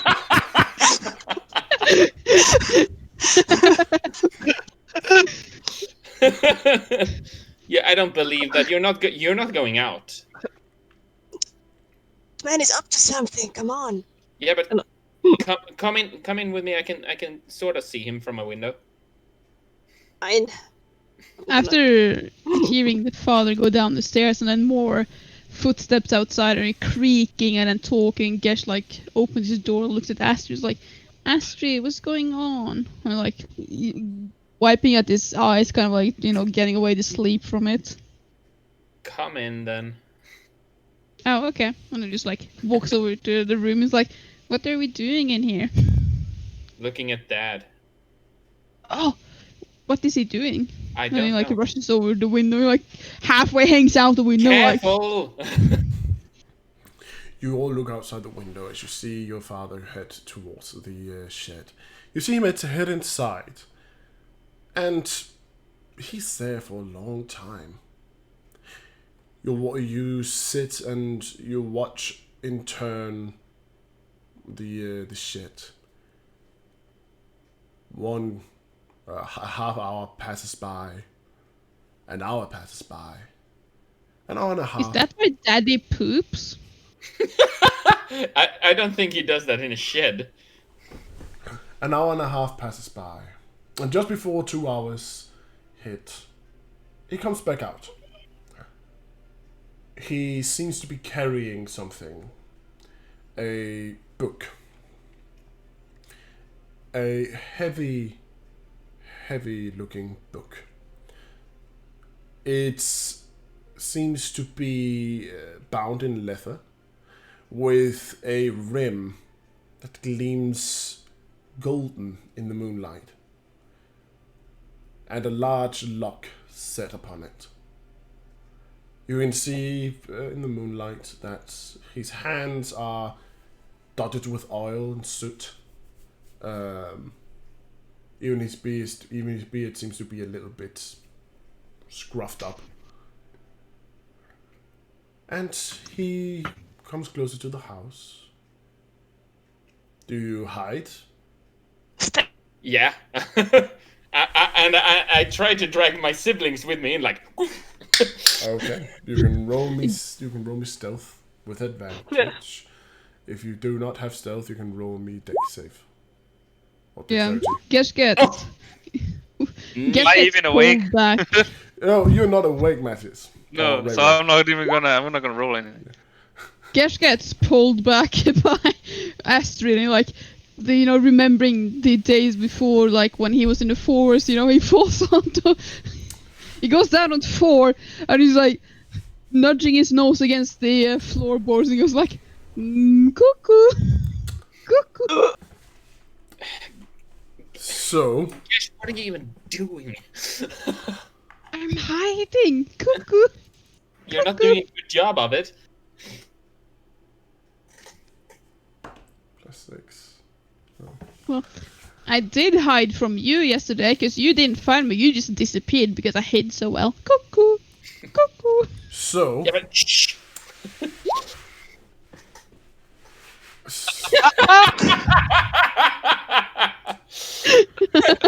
right. So, bring it back, people. Bring it back. So, We're back.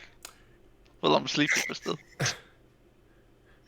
So, Astrid seems to be the only one capable of hiding, as both Yusu and Gesh seems to like push in order to see what's that he's carrying. What is it he's carrying?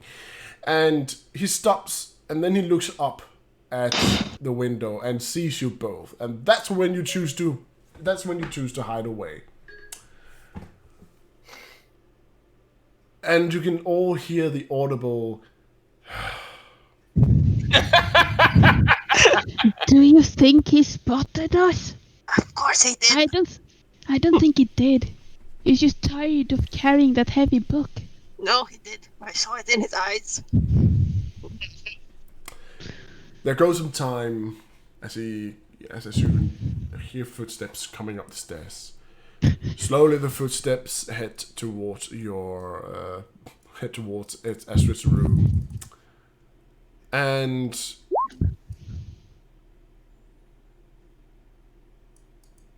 let me just move you over to your rooms. Sorry. Standing with my arms folded and waiting for him to open the door. Getting into bed. I'm standing there like a security with arms folded. Where is Gesh? Could I like be lying in the bed, like holding Gesh, like as if he, like pretending that he couldn't sleep or something? So his big sister. He's hiding. He's hiding under the bed. Oh. Jutsu. Not scared of him. You hear knocking at the door before it opens up. I know you're awake. And he opens the door. And he looks down on you, Yuzu. What are you doing in Astrid's room? Know something. What? We know you're up to something. I was doing work as always. Is it like that, Max? Like, does he often go at the night, or is this weird? This is the first time you've seen him do it. Well, then how come I haven't seen it until now? Because usually you're asleep at this hour. Am I? Yes. Am I though? Okay. What does that book say? Can I see the title? You can read what it says. It's not common. It's not elven.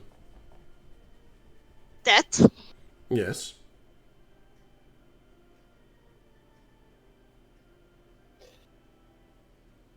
What? The book you're holding. Well, what about it? It's a book. Can't read it. What is it? It's a workbook. Okay. Now go back to bed. He steps aside.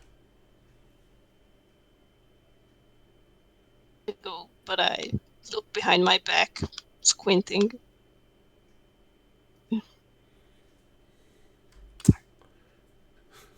Waits till you enter, and then he steps around and looks inside the door again. You too, Gesh. Gesh like slowly crawls out of the bed. He's like still on the ground. He's like pouting. He's like, "Daddy, I can't sleep. I'm scared." There's nothing to be afraid of, child. Everything is fine.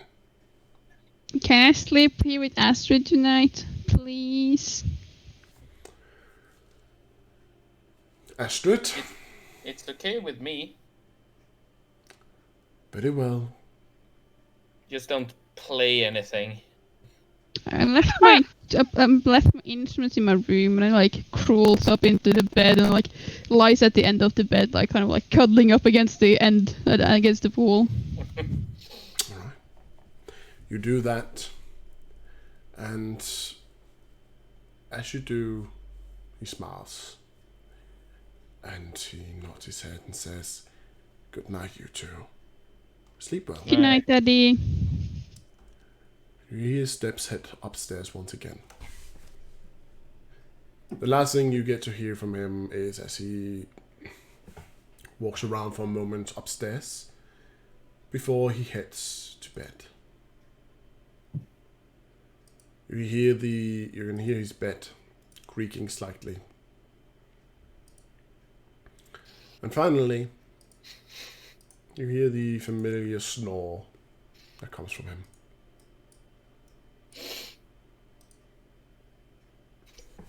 I'm sorry. I just accidentally read what Yuzu just said there.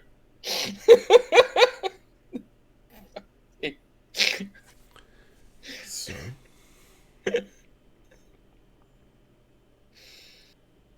another night passes. Another day has passed.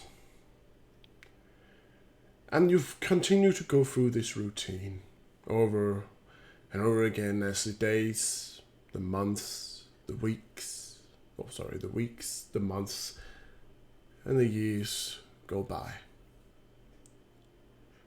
You each grow up a little more every year, getting a little smarter, getting a little stronger, a little faster. Even Gesh? Probably Yes. still can't kick Quid's ass. Yes. Even But keep Gesh. trying. Even Gesh. Yay! And as such, I would like everybody to roll me a wisdom. Straight wisdom. With our child thingies, or Yes. oh fuck. Cash didn't make it. Hold ya! and no one was surprised. Straight wisdom. Jesus Christ. The child wisdom, not that wisdom. I thought you meant the other one. Close! Bitch! There we go. There we go. Yes! Perfect! Oh. Bronze overbrains. Quid fell on his head. Fellas, I had a long shit. Hi there, muscles for brains. Quaid fell on his head quite a few times as a child. Anyway. Well, that was the point. That was the point. So, as the years pass by, a few of you notice that at times Veldoranus vanishes for hours within the shed. Some of you, one of you especially, or actually two of you, Yusu and Astrid, you sometimes go to check on the shed whenever you see him head there. But whenever you check, you cannot find him inside. He's somewhere else. But before you know it, and you take your leave and return inside, doesn't go more than perhaps half an hour before he comes back inside, or out of the shed and back inside. At this point, you're all nearing the age where you are capable of leaving the nest and heading, well, to your own future, somewhere in the world. What do you do? Become a stripper. to pay for art college. It's gonna be Astrid, though. She's gonna stick her boobs into all the windows. Come on, what's with the I probably spent at least a year in a tabaxi form. You're a wannabe Khajiit. Yeah. And I probably annoyed the hell out of everyone with my tail. All right. Yeah, Kesh. I keep saying Kesh. Sorry, that's my Star Wars RP character. Gesh. He, you know, after Astrid left the house, because she's a bit older. He kind of like felt like there was no one there to protect him anymore. He looked so, even though he didn't make it that obvious, he really looked up to Astrid. So when she left, he just continued working on his musician arts, and then he went off to a bard college somewhere, and then that's that. In solitude. All right. Astrid went to travel, just to see the world, finding company to travel with when she could, like caravans, other groups of adventurers, like just trying to see everything. What about Quaid, the second oldest? Wait, feels a bit of responsibility for his family, so he thinks he needs to learn how to protect his family properly. So he goes out into the world and travels, and sometimes sleeps out in the woods, and at other times he sleeps over in towns at the taverns and whatnot, and finds work where he can, usually as some kind of guard, mercenary, or the like, and even sometimes a performer for physically adaptive plays. Is what I'm picturing. All right. So, with time passes, Astrid going out to attempt to realize her dreams as an adventurer, finding purpose out in the wilds to travel around and see the world.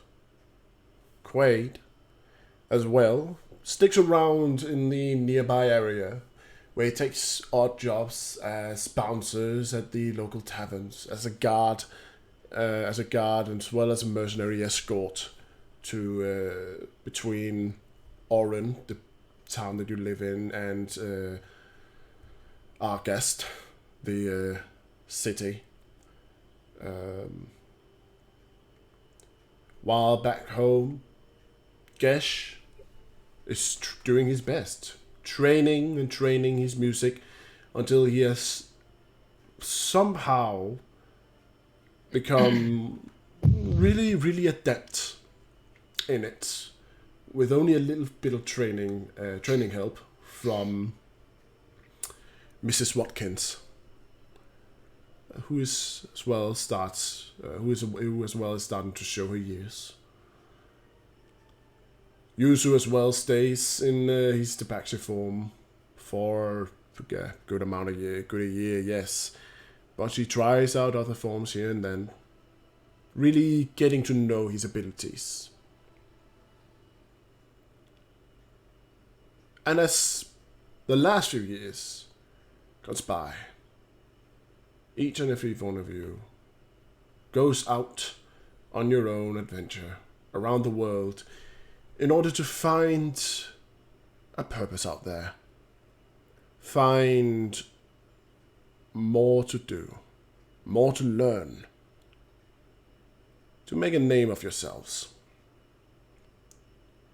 Those that stay close at home start to travel more around, see more of the world, really get to know it.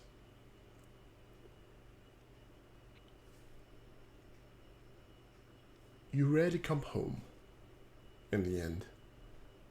It's a long travel, after all.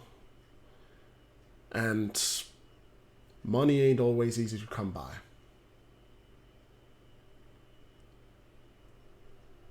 But eventually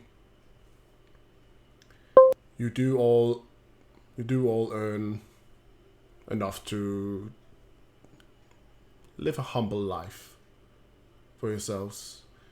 Some of you have gotten a larger name than others.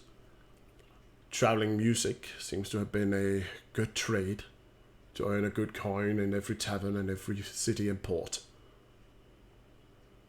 as well as traveling showmanship. However, eventually, as the day comes,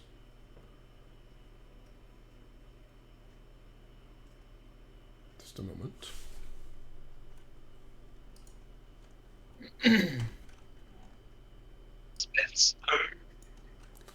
Eventually, you're sought out by various of messengers who all come to you with a letter.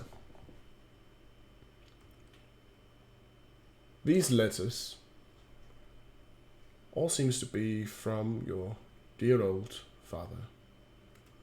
All seems to be from Mr. Kilkin. The letter, as you open it, reads out. Dearest children, it's been long since you set out on your own, and I do miss you all dearly. I hope you keep healthy and happy. Miss Hallie Watkins asks about you all the time now. She's becoming livid with how little you have come to visit. But we both respect your freedom. We simply want you all to be well. However, I do write to you with a request at heart. I will be embarking upon yet another travel. This time, I'm heading towards Rinestein. But your old man could use the company for the trip. I have quite a few items to trek, and hiring good escort that can be trusted is difficult in these days. For also to add that Rinestein has seen a string of trouble these weeks, and safety lies in numbers. It is with a selfish heart, a selfish request as well, to see you all once again.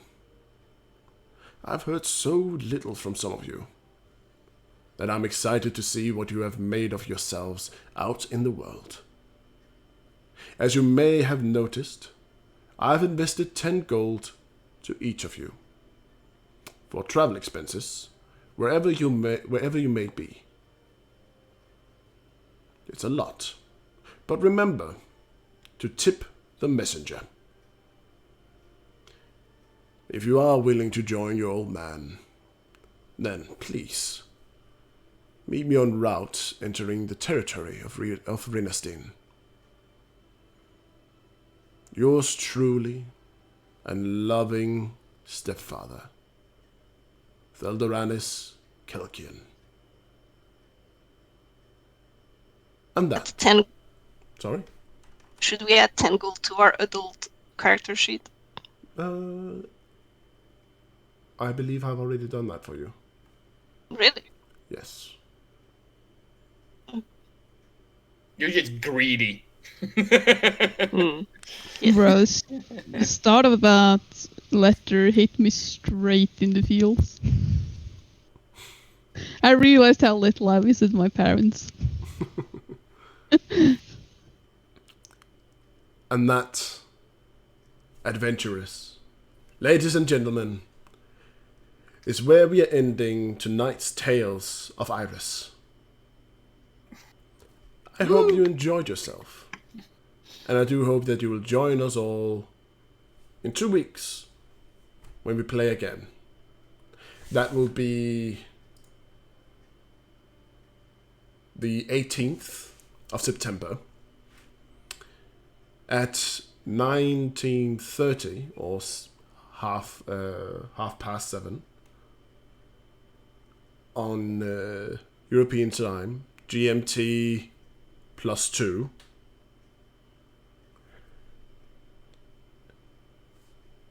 And if you are interested in following and enjoying more of the story, please follow the few streamers that are sitting in here. Follow the Broman. Follow Crush. Or follow me. And stay tuned for the next tale. Follow all 3 of them. Indeed, you can follow all 3 of us. You may even want to join our Discord chats. We have a Discord chat called Team Projectile, so if you are interested in joining that in order to learn more or to get to know more, please jump in, follow. We are happy to talk, happy to enlighten you on what we do. Each of us have a different specialty, and we just love to share and have fun with these beautiful, beautiful people that we know, like Beatrix. Ray is not beautiful, but we still like him. Come on, he's beautiful with that gorgeous beard of his. Indeed. I'm jealous of your beard. I will admit, I miss my own. But it will grow back. It eventually does. But yes, I'll see you next time, everybody. And as always, game on out there. Game on. Yeah, great to have you around, guys. See you around. Take care, people.